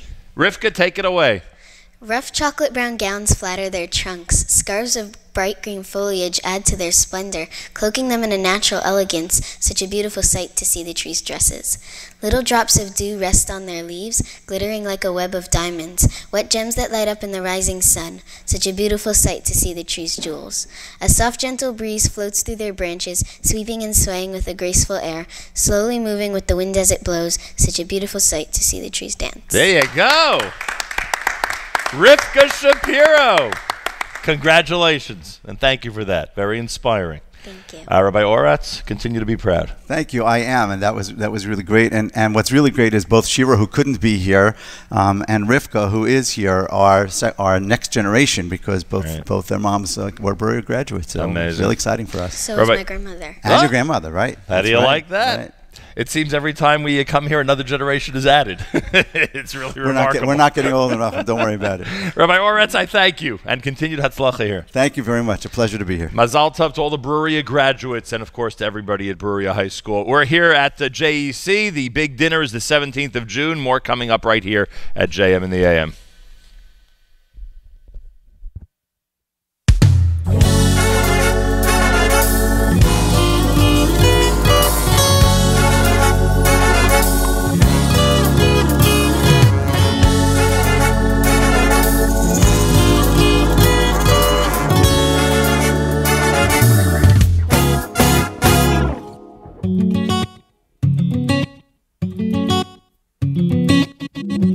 כי לך טוב להודות ולשמך נאה לזמר מעולם ועד עולם אתה כן כי לך טוב להודות ולשמך נאה לזמר מעולם ועד עולם אתה כן ברור אתה אשר מלך מהולל בתשבחות ברור אתה אשר מלך מהולל בתשבחות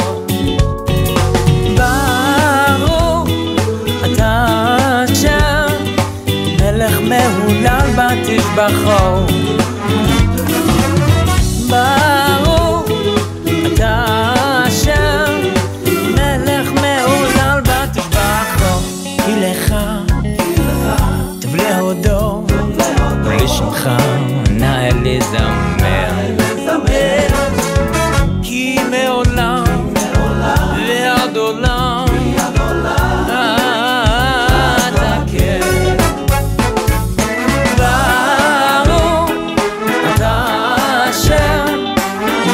מהולל בתשבחות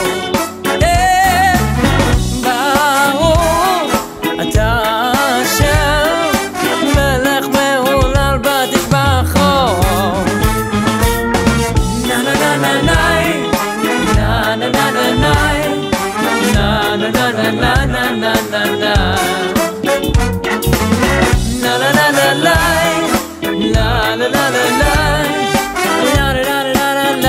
la la la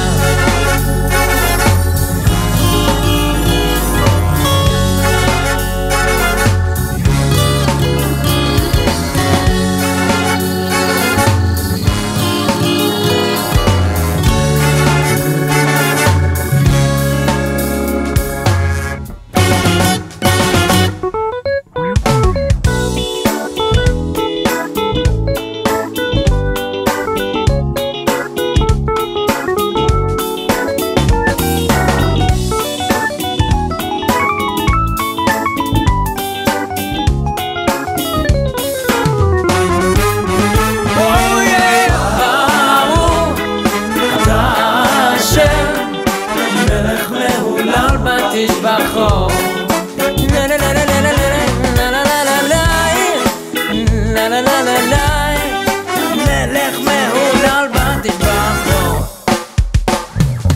כי לך טוב להודות כי לך טוב להודות כי לך טוב להודות כי לך טוב להודות כי לך טוב להודות כי לך טוב להודות כי לך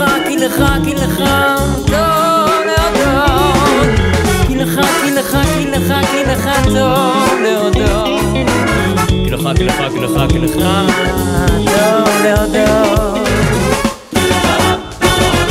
JM in the AM. Want to welcome the Rosazada family. Many of their representatives are here today. And a special Mazel Tov. They have a big event tonight. David's Bar Mitzvah is happening tonight. He looks ready for it. So we say Mazel Tov from all of us here at JM in the AM. 60th annual gala, I should say the annual gala for JEC, recognizing the 60th year of excellence at the Rav Teitz Mesivta Academy, happens on the night of June the 17th. Many distinguished honorees at the Venetian on River Drive in Garfield, New Jersey. And speaking of RTMA, the principal of RTMA, Rabbi Peretz Hachbaum, our wonderful friend, is here. Rabbi Hachbaum, welcome back to JM in the AM. Thank you, Nachum. Nice to be here. Great to see you again. Appreciate that. Rabbi Hachbaum hobbled his way up here. And despite the fact that he had an aggressive basketball game recently, he still was able to make it to the show, thank God. Well, you know, I went to spring practice with the varsity. Unfortunately, it does not appear that I'm going to be earning a spot on next year's roster. You won't be making the team. Rabbi Sha'ir Yablonsky, I assume. Hi, good morning. Rabbi Yablonsky is the associate middle school principal here at JEC, and we say good morning to him as well. All right, so where do we begin? The SciTech program, I am told, is something that's making quite a amount of progress here at RTMA. Explain, Rabbi Hachbaum, what it's all about. Yeah, well, thank God we've really been able to make a lot of inroads into our STEM SciTech program. We want to thank the people at SCIGE, the Center for Initiatives in Jewish Education, who have been sponsoring a lot of the work that we're doing, and a big shout out to Mrs. Robin Brewer, who's really been spearheading our program this year. Yesterday, the kids in the 8th, 9th, and 10th grade, who all participated in different levels of engineering programs this year, had an opportunity to present their projects for the year to their classmates. So they were really excited about everything that they've done. Everything from a self-tying shoe to a voice-activated hand. Lots of really cool things going on. Those things actually worked, huh? They really do. It's amazing. You go into the classroom, and a lot of the classrooms here have desks and chairs, and there's 2 rooms that we've set aside for SciTech, and they have Legos and toys and games, apparently, and somehow the most learning is going on with these hands-on projects. It's really pretty amazing. It's really incredible. We keep talking about the creativity and ingenuity that this generation has, and you get to see it every single day. It's really remarkable. And it says here there are multiple Gildor wins. What does that mean, Rabbi Yablonsky and Rabbi Hachbaum? Well, over the years, we've been invited to come to Eretz Yisrael.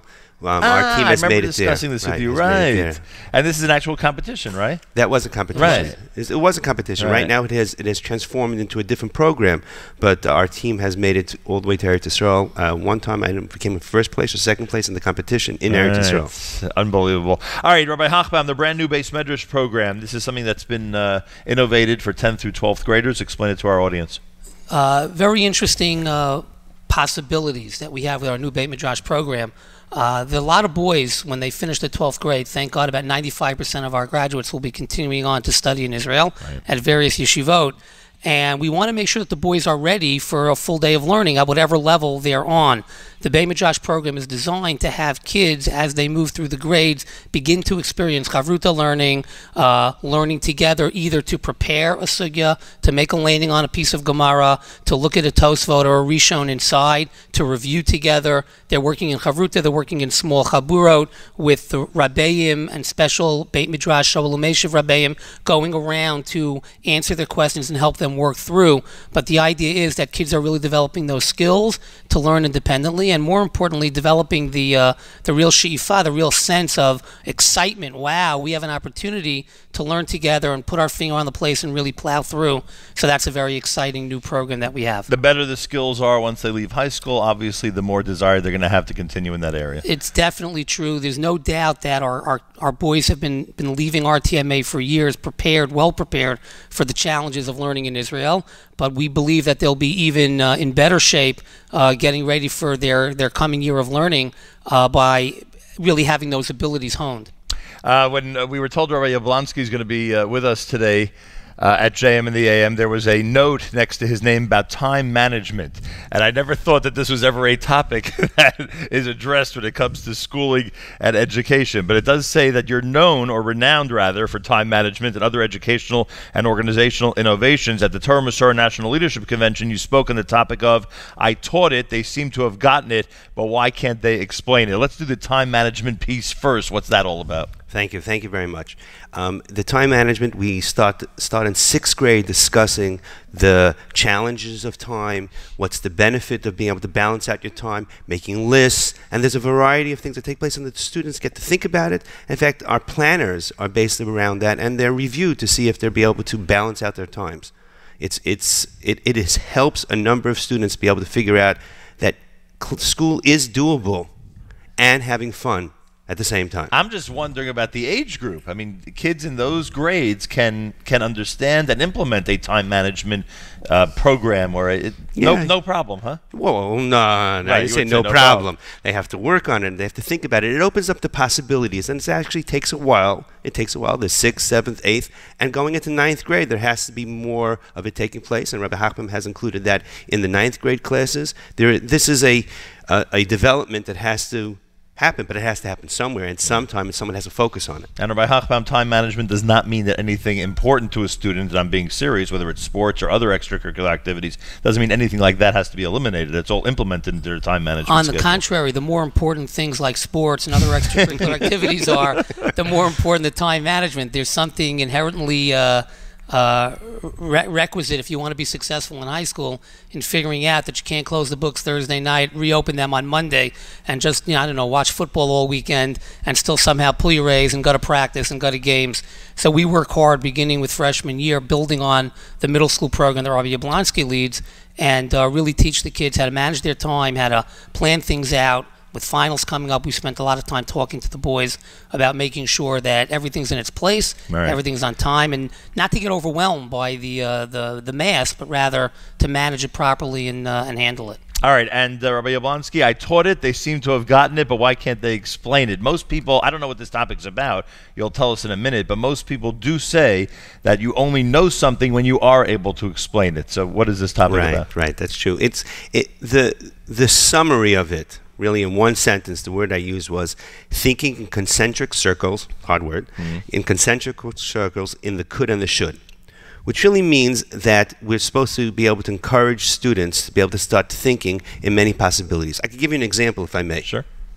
It comes from Simon Sinek. I think that's his name. I don't know if you've ever read his book. He has a nice presentation on TED. It's called The Power of Why, or Start with Why. Yeah, I did read that book actually. Yeah.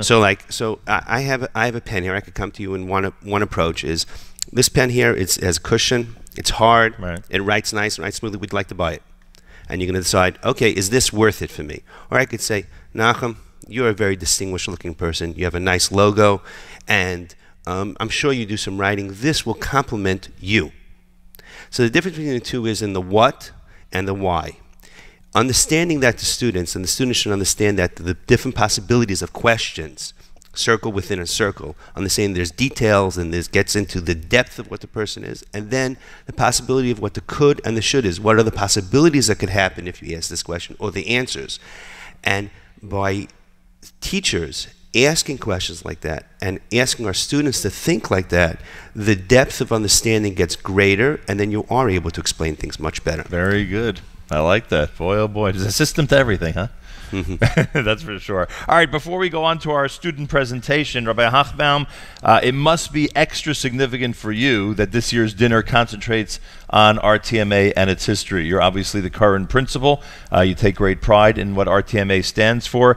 I'm sure you would encourage all the alums who are out there from RTMA to come on the 17th of June.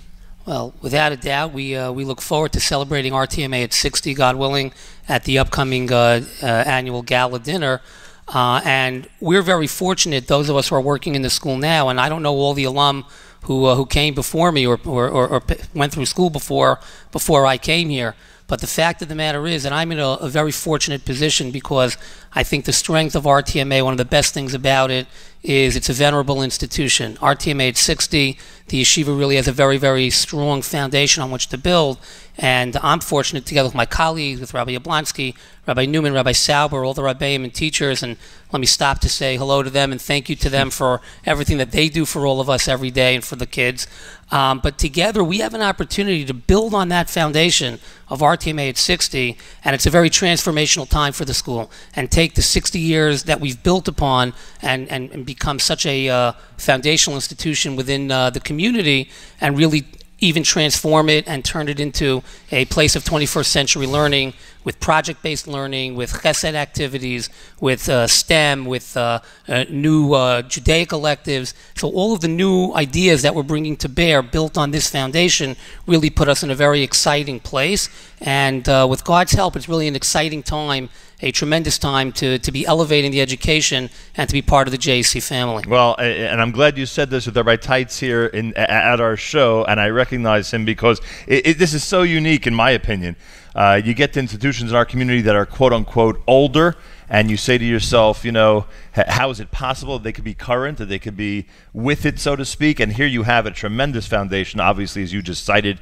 And in addition to that, in 2015, a school that's on the cutting edge when it comes to technology and everything else that you expect in this era. So it is an amazing combination. Everyone's invited to the dinner, thejec.org for reservations. And we are going to go now to bar mitzvah boy David Rosazada. David Rosazada is here, and he has a big bar mitzvah. Mazel tov, David. Thank you, Nachum. You're ready for the big event tonight? Yep. All right. We can't wait to celebrate with you and the entire family. But today, this morning, you've been asked to read an award-winning poem that you wrote as part of the a competition that we cited earlier. So why don't you go ahead and do that for our listeners? Go ahead. Okay. So I'm going to read the last stanza of my poem. What's the name of the poem, by the way? Better Than Gold. Better Than Gold. Trees are important for so many reasons. They have tons of uses throughout all the seasons. Trees produce fruit and give us paper and fuel. They help us keep calm and help us keep cool. Arbor Day should be celebrated by the young and the old. Trees are more precious and valuable than gold. Nice. There it is. David Rosazada, Mazal Tov, and best to your entire family, and thank you for joining us this morning as we have been sprinkling in some of the students this morning, especially those who are recognized for the Union County Poetry Competition. Rabbi Hochbaum, Rabbi Yablonsky, excellent. Thank you very much for being here. Thank you for inviting us. Great seeing you. Continued success to RTMA and JEC. More coming up if you keep it right here at JM in the AM.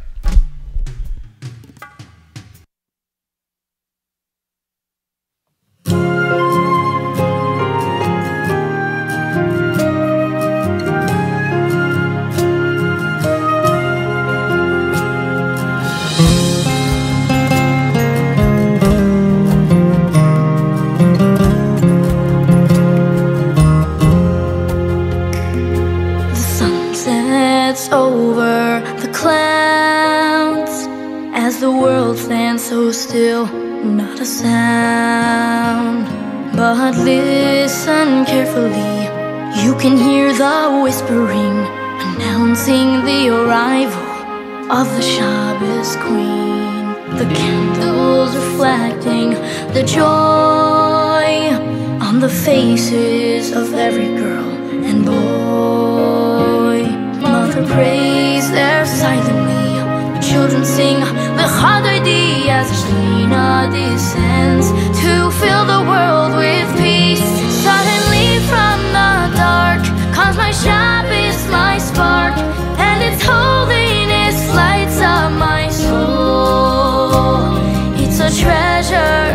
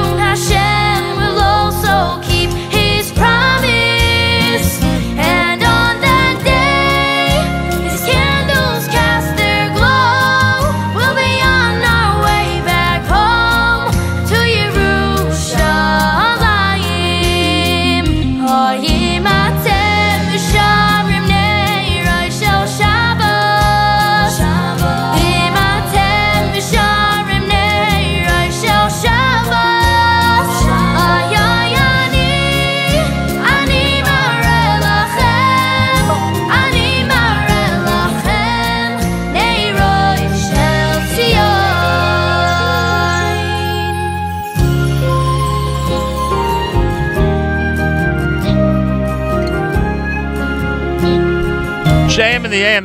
That's part of that brand new selection from David Perlman and Company, Imatem Mishamrim, and we will get to it in its entirety this week, I can almost guarantee.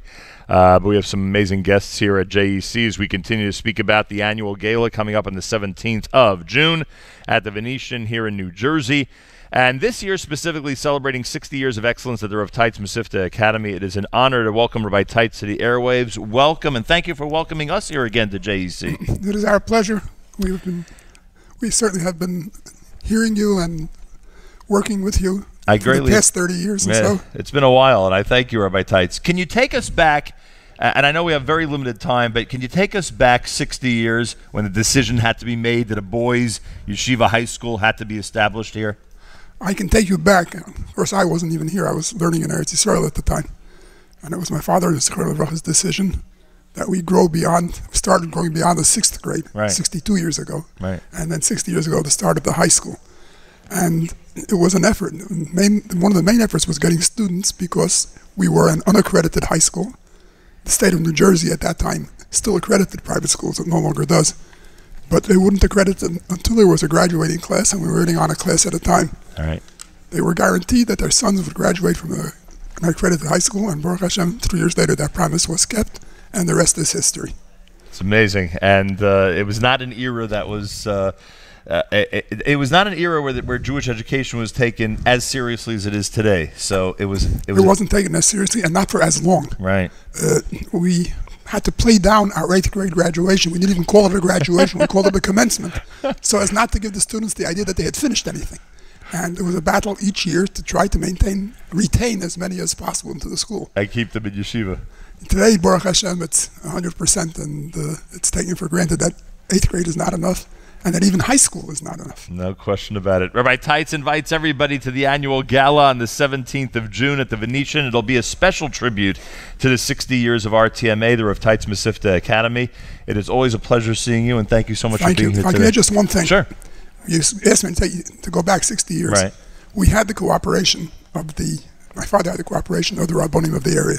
I must single out among them your father's Zechron Levracha, who was, for the Mesivta, and especially for the Bruria, was one of the guiding forces to help us get going. I greatly appreciate that. Thank you so much, Rabbi Teitz. Yasher koach. Rabbi Teitz invites everyone to be there on the 17th of June, the JEC.org. The JEC.org. I want to take this opportunity to thank our staff here, including ZK behind the camera, if you're watching at NachumSegal.com. I want to thank Jamie Rohr, who is our newest staff member, and this morning is doing a stellar job on social media, all of our social media sites, which you're familiar with, plus, of course, the JEC, which is on Facebook and Twitter. And a big thank you to Barry Wachholder, Majestic Catering, for coming early this morning, providing a delicious breakfast for everybody here. It's much appreciated. And a special thank you to the crowd that's gathered here at JEC. People see on camera just us up here, but there's a nice crowd of students that has gathered, and we greatly appreciate you guys being here. Plus, Dr. Hirschhorn is here.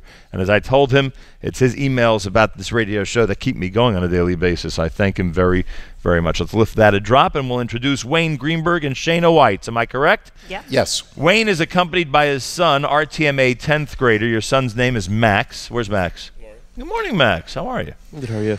And Shana Weitz is here, accompanied by her son Yehuda, who's an 11th grader at RTMA. Hello. Good morning. Good morning, and good morning to you. Good morning. Thank you for being here today.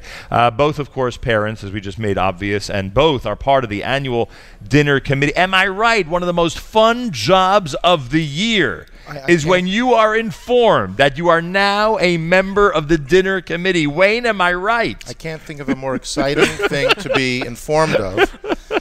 It is one of the best announcements of the year. A wonderful revelation that now you get to be on the dinner committee. I can't really express my excitement for it, but in all seriousness, I realize that I'm also an alumnus, and I graduated 30 years ago. So I really will urge all my fellow graduates from 30 years ago and everyone in between to please come and join us. It's really going to be an exciting evening. We've had some new initiatives for the programming, and it looks like the honorees will really fill the room, and we hope that everyone will feel the excitement as I'm sure the dinner committee does. Yeah, you have great honorees, and we'll speak about them in a minute. We should also mention that RTMA's Got Talent and the Siyum Mishnayos are all part of the program. It's something that turns out to be a big night of celebration, and I'm sure, and I would hope, as you and Shayna speak to people about the upcoming dinner, that the alumni are as excited as they seem to be with the alumni initiative that's going on. They seem to be have really perked up over the last couple of years in terms of getting involved with the school. I hope you're feeling the same when you speak with them about the dinner. Definitely. Everybody's very excited, and also especially when they had the alumni nights out. Right. It was very exciting to see friends and people just coming out again, just in support for the school, which is so nice. It was a nice new initiative. What does it mean to you that RTMA is now 60 years old? It means that I guess I'm growing older as well, and I guess I'm growing through the years. But I as I remember and as I see my son going through school, there are so many new things, I guess, in today's world of education that are building just on the foundations that we had many, many years ago, but really moving forward with the world of technology and just the smaller world in which we live. As large as it may be, it really becomes so much smaller with the initiatives that they have in the classroom, as well as the extracurricular activities, and it's fun for me to watch him go through school as well. And when we explored earlier this morning, and so many people are familiar with this at their own schools, the guidance department, the college guidance department. I mean, departments that did not or very barely existed when people like you and I were in school are now such full-fledged departments taken so seriously and really there to help guide the students to the next step and help them through the entire process. It really is amazing. Right. With I know Dr. Perlman with the guidance, Mr. Glasser, Mr. Frank, and Rabbi Parnas, who really heads up as far as the RTMA Israel guidance department. They were really so helpful with my son Avery, who graduated last year, who's coming home from Eretz Yisrael shortly, really with placing him in a yeshiva that really fit his needs and moving forward to where he's going to be going to college next year. Very nice. All right, Max is a wrestler. That's what we're told. Where's Max? What does it mean, award-winning wrestling team? What awards did the wrestling team win? Trophies. Did they win? Tournaments? Yeah. You guys did great this year, huh? We did. He's very matter-of-fact about this, I see. Wayne, is he a great wrestler? I think that the team is made up of a lot of great wrestlers. There you go. It really is. All right. And what would you say about the RTMA experience in general? I love it. There he is, a man of a few words, but he's got his point across.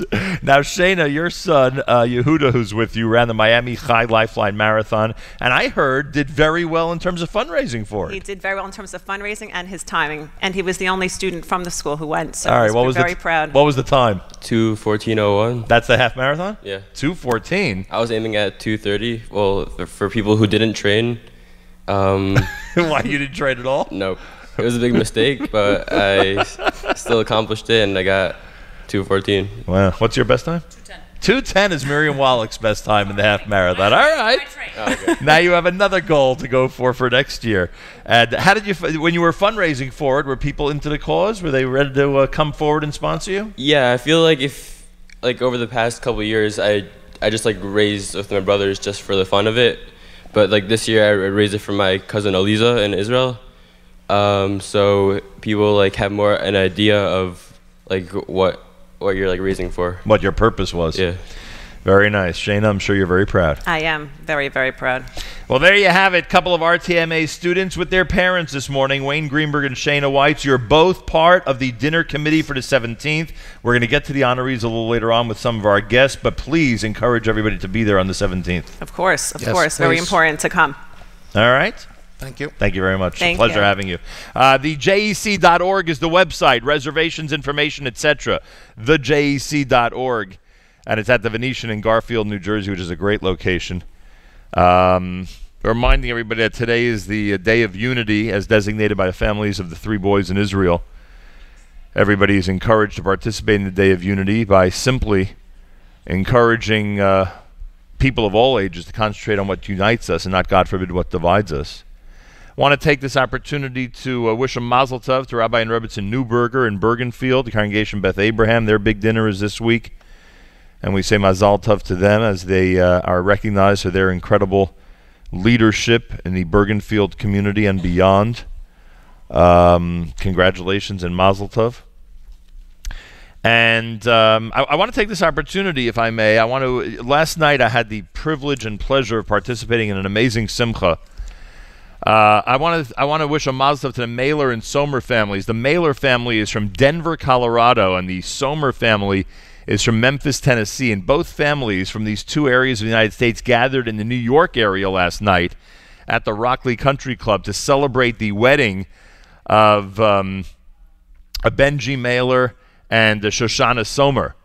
And it was just an incredible celebration. I want to thank Aaron Teitelbaum and Yisrael Lamb and the entire orchestra for including me in the big celebration last night.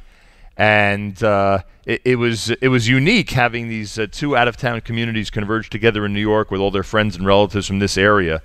And a special mazel tov to the Mailer family from Denver, who are incredibly well-known for their leadership in the Denver community and have been for a very long time.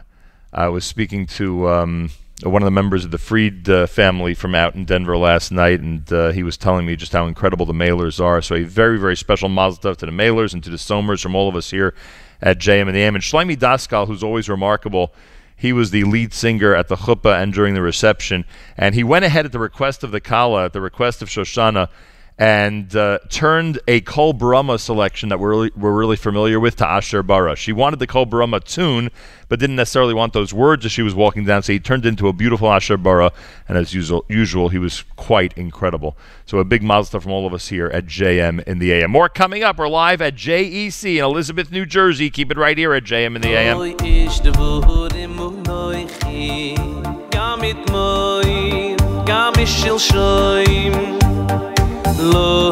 devurim unoichi Gam it moil, gam ishil shoy Gayin vuren paroi zog der boire Moishe zog dich kenn ich hab moire Lo yesh devurim unoichi Bach Schäfer, ich bin nicht gemacht von dem Menschen schrecken, geben sich an Äffen hat die Kischere, darf es noch treffen sucht loisch, wurim und neuchi aber bei ihm liegt es tief versteckt in ein Oi, oi, oi, Dios, Dios, Tahalan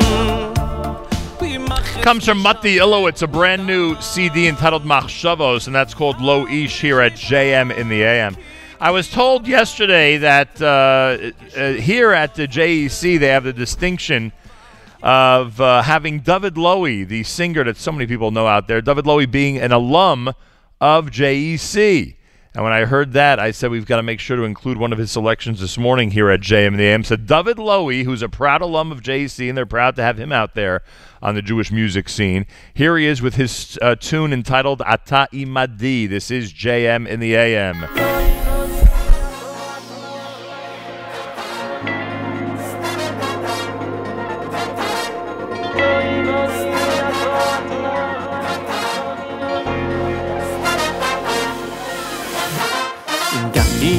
It's a noves lo yiroro ki ato imodi Gam ki eloch begitz al noves lo yiroro ki ato imodi Gam ki eloch begitz al noves lo yiroro ki ato imodi Gam ki eloch begitz al noves lo yiroro ki ato imodi Ato imodi, ato imodi, loy loy loy ro. Ki ato imodi, ki ato imodi, ato imodi, loy loy loy ro. Ki ato imodi, ki ato imodi, ato imodi, loy loy loy ro.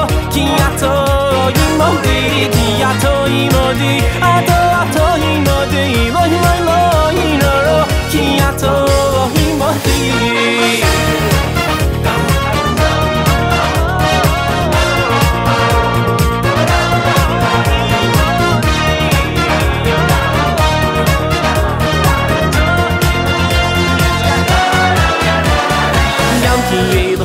moves lo yiroro ki ato yimodi gam ki yelch begitza moves lo yiroro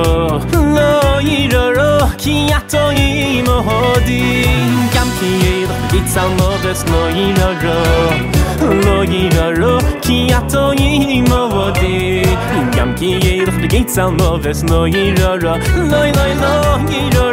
ki ato yimodi ki ato yimodi ato yimodi loy yiroro ki ato yimodi ki ato yimodi ato yimodi loy yiroro ki ato yimodi ki ato yimodi ato yimodi loy yiroro ki ato yimodi ki ato yimodi ato yimodi loy yiroro ki ato yimodi ki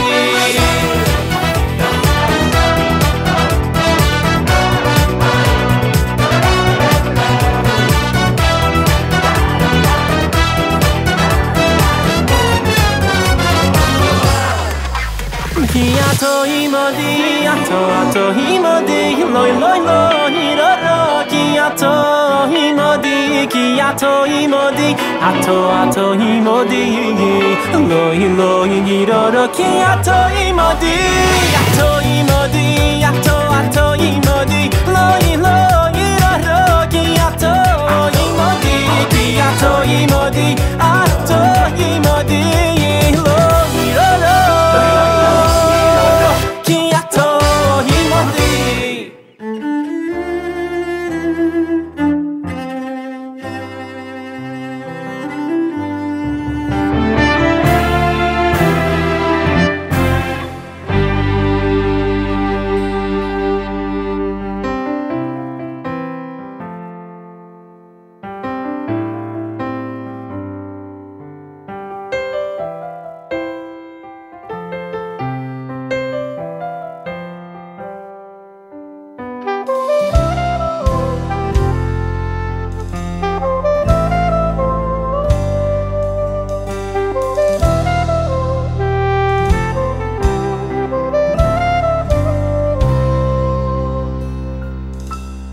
Heira Yishama Biare Yehuda Uhu v'chutzais Yerushalayim Heira Yishama Biare Yehuda Uhu v'chutzais Yerushalayim Nehira Yishama Miore Yehuda Nu v'chutzos Yerushalayim Nehira Yishama Miore Yehuda Nu v'chutzos Yerushalayim Kol sasayin v'kol siyemecha Kol chasan v'kol kala Kol mitalois chasanim mechuposam Uniyarim mimishtei neginasam Kol sasayin v'kol simcha Kol chasan v'kol kala Kol mitzalois chasanim mechupasam Uniyarim mimishtei neginasam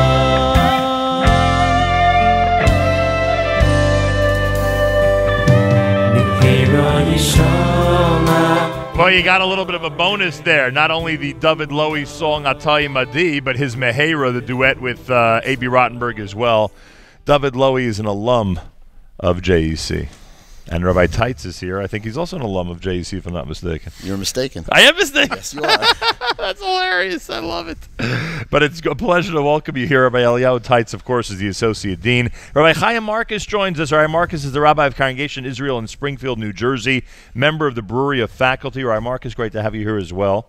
Thanks, Nachum. Things are doing great in Springfield, I hear. Baruch Hashem. Baruch Hashem is right. A community that, I don't know, in our day, there was not much in Springfield, and now it's growing like crazy. Small, yeah. I know. Now it's growing like crazy. So Baruch Hashem, obviously, it has great leadership. Rabbi Teitz, the dinner is coming up on the 17th of June. Yes.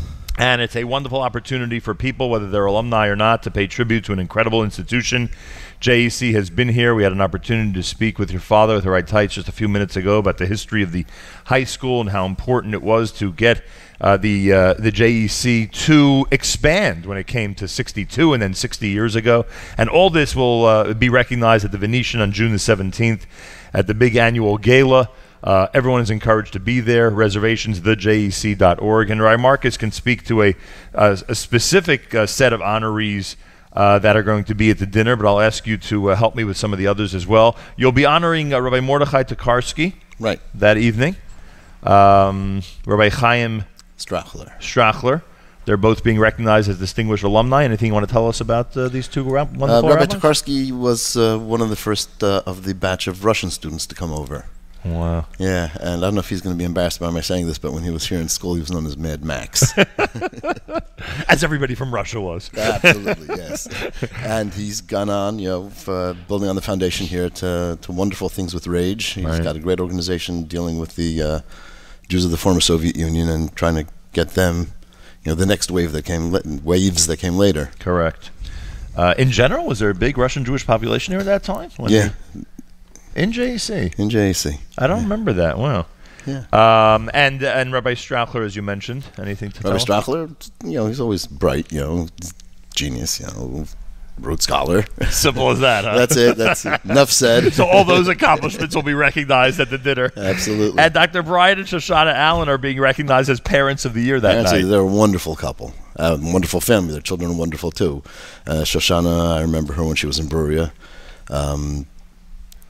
Just, wonderful people. All right, so all these folks are great supporters. Among the honorees on the 17th. And Rabbi Marcus, you're very familiar with the Block family. Howard and Charlotte Block are going to receive the Lev Tov Award, and it was pointed out earlier that that's a very appropriate title for their award. Yeah, no, absolutely, Nachum. The Blocks are pillars of our community, and they actually have been living in Springfield for decades, but before that they started in Elizabeth. Rav Teitz was their Masada Kiddushin, and the Blocks, unfortunately, have never been blessed with children, but they recognize that their legacy is in supporting Torah and supporting Jewish children having that opportunity to learn. And that's the Lev Tov, really just good-hearted, seeing the future, Roa Sanolad. And both today and in future years, for generations to come, they will have Jewish children who will benefit. Learning in their memory, for sure. All because of them. So again, a recognition to the rabbis who are being honored, to the Block family, the Allen family, everybody who's being recognized that night, and we'll talk more about the dinner in a moment. You, Rabbi Marcus, are a member of the Brewery faculty, and you've been there for how many years? Been there for 13 years. For 13 years? As I like to say on when the open house, I don't know if you remember, Nachum, there used to be a commercial hair club for men. I'm not talking about that, although I could. But the guys, at the end said, I'm not just the president, I'm a client. Right. Every year at Open House at Berea, I tell everyone, I'm not just a teacher here. I believe in Berea. My wife is an alumnus. She went from the West Side to Berea every day. My sister from Staten Island, a sister-in-law from Teaneck. And now I have 2 daughters in Berea, one graduating in a couple of weeks. And it's just an amazing place. Rabbi Oretz is really following in the footsteps of Mrs. Newman. No question. Great school. And I don't know, there's something unique about the yeshiva high schools for girls in our community in general. I think each one of them has a unique personality, a unique. For sure. What is it that distinguishes Berea? Why do they, like others, enjoy such a great reputation? I'll tell you one thing about Berea. I say, like, each of my 2 daughters in the school, very, very different. But Berea, the teachers really care. It's an amazing thing.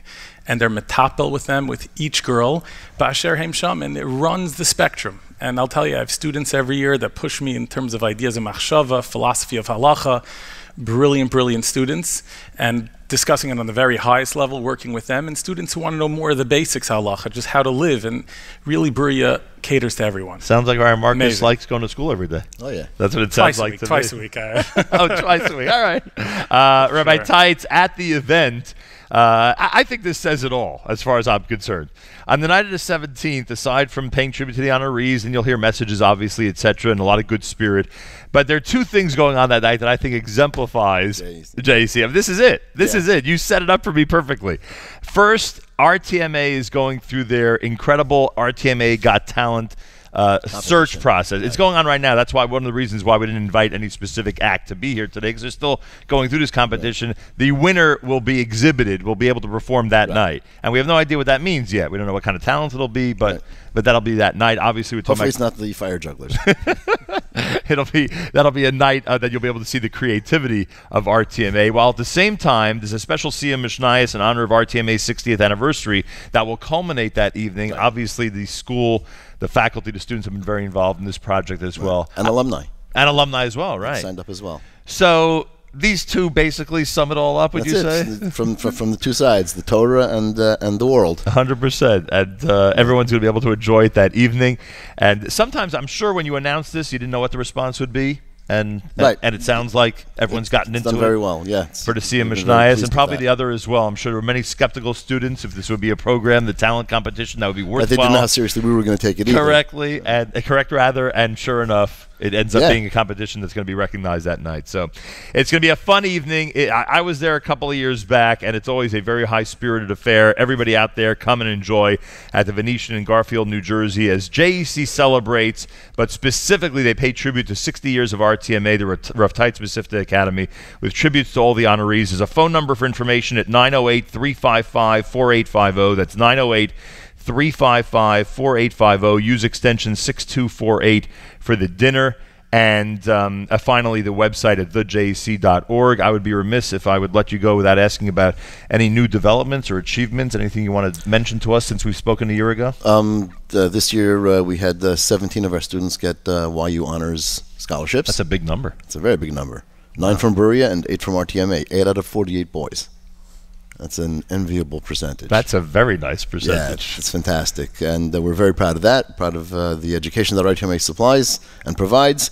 And we're looking forward to the next 60 years. Bezrat Hashem. Thank you both for joining me Absolutely. today. Rabbi Teitz, Rabbi Marcus, there they are. Wonderful people and great, as you heard, fans of what's going on at RTMA at JEC. More coming up at JM in the AM. Oh, actually, it's a quarter before 9 o'clock. Maybe we should go straight to our next segment. Are we doing that? What do you tell me?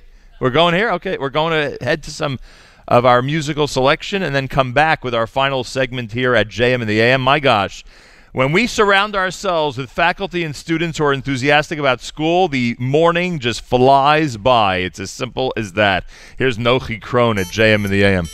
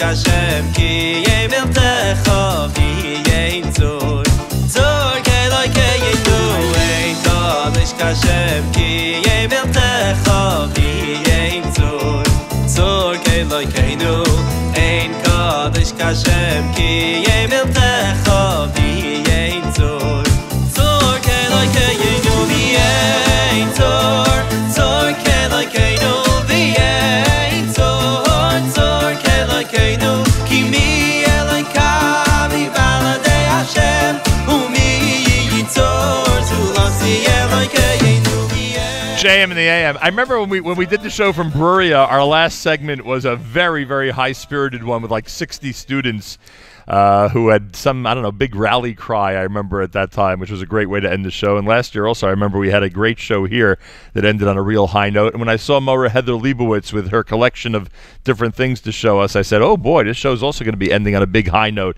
I will introduce her and our special guest in a moment. A good opportunity for me to thank ZK, who's behind the camera. You can see everything going on at NachumSegal.com. The archive of the video will be up on our website later on, NachumSegal.com.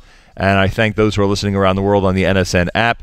And I thank everybody who's tuned into the show through whatever means you're listening. Rabbi Shlomo Schwartz is here, principal of the JEC Yeshiva here in Elizabeth, New Jersey, the elementary school. Rabbi Schwartz, welcome to the show. Thank you so much for having us again. We appreciate pleasure. it. Nice to reunite with you. Mara Heather Leibowitz, the aforementioned, the early childhood faculty member and a JEC alum herself. She's here. Yes, thank you so much for having us. Pleasure. Welcome to the show. And we will get to some of the students who are here in just a few minutes as well. All right, I got to start with Mora Heather Leibowitz because I want to make sure we get this in because I'm watching the clock.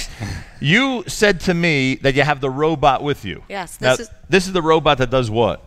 This is a robot that does anything possible that our primer children can program. It could move forward, backwards, it could spin, it could light up. There's some special little other features that we can do. It's just to open up their minds to extended thinking and to make them like engineers of the future.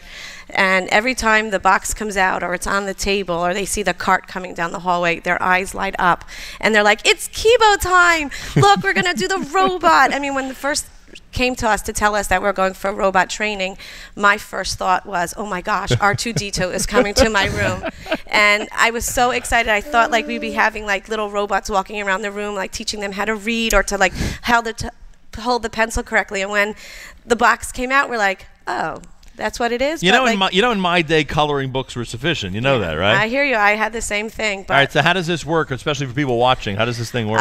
The children program almost like a sentence. We compare it to having a capital letter to start and a punctuation at the end, and they can choose different types of direction to move in. Forward, to spin, turn left, and then as they are more technology sufficient than we are, proficient than we are, they turn it on. Oh, and then it follows the order. And then it follows the order, and it's like scanning at the supermarket, and they have to make sure that each barcode scans properly, and they have to hold it, and they have to try it. If it doesn't work, that's okay for them because it's just showing them that, you know what, hey, things don't work. We have to go back and rethink what we were doing. And you know what, they're doing awesome. This actually is one of our projects that we're doing presently in class because we were just finishing learning about the metamorphosis of a butterfly, and they're trying to program it to move like forward, to spin. Actually, you can try it. You think I could try it? You could do it. If I could do it, you could do it. I could barely barcode anything when I check out a CVS. How am I going to do this? It'll be great. Just start with the green and end with the red. What do I do? I just do this? And it has to be like, it has to go green. Yep. Wow, look at this. I'm like a real scientist. It's like a way, you know. I'm going to have to ask you to do it. I'm not having any luck with this at all. Look, even ZK shaking his head. Can't believe you actually asked me to do that. Are you kidding? Not a chance. So that's the robot among the early childhood pieces of equipment that are now used in this era of 2015. Pretty amazing. While the Mora does that, Rabbi Schwartz, could you tell us about the STEM innovations? We keep talking about STEM, science, technology, engineering, and mathematics. Could you tell us how that's been implemented in the elementary school? So one example is certainly Kibo. What's beautiful about the Kibo is that it does not merely teach the kids about coding, which is the key to future job growth. If you look, there's a statistic that says that the students who are graduating now are used to the professions that we have, such as accounting or becoming attorneys or going into medicine. The students who are entering school now, it's a class of 2030, 75% of the jobs that they will hold haven't been invented yet, according to the research. And so much of that is based on science and technology, but it's based on flexible thinking. And what this does is it promotes the students' individual growth, the ability to adapt, the ability to work in partnership, and the team building and socio-emotional development that comes out of being able to work in groups and teams is so crucial to the growth of the whole child. Unbelievable. 2030, whoever even thinks like that, that group of students will completely not be able to relate to what we're going through today when it comes to the workforce. All right, Murray, hit the button. What are we going to? Oh, there it is.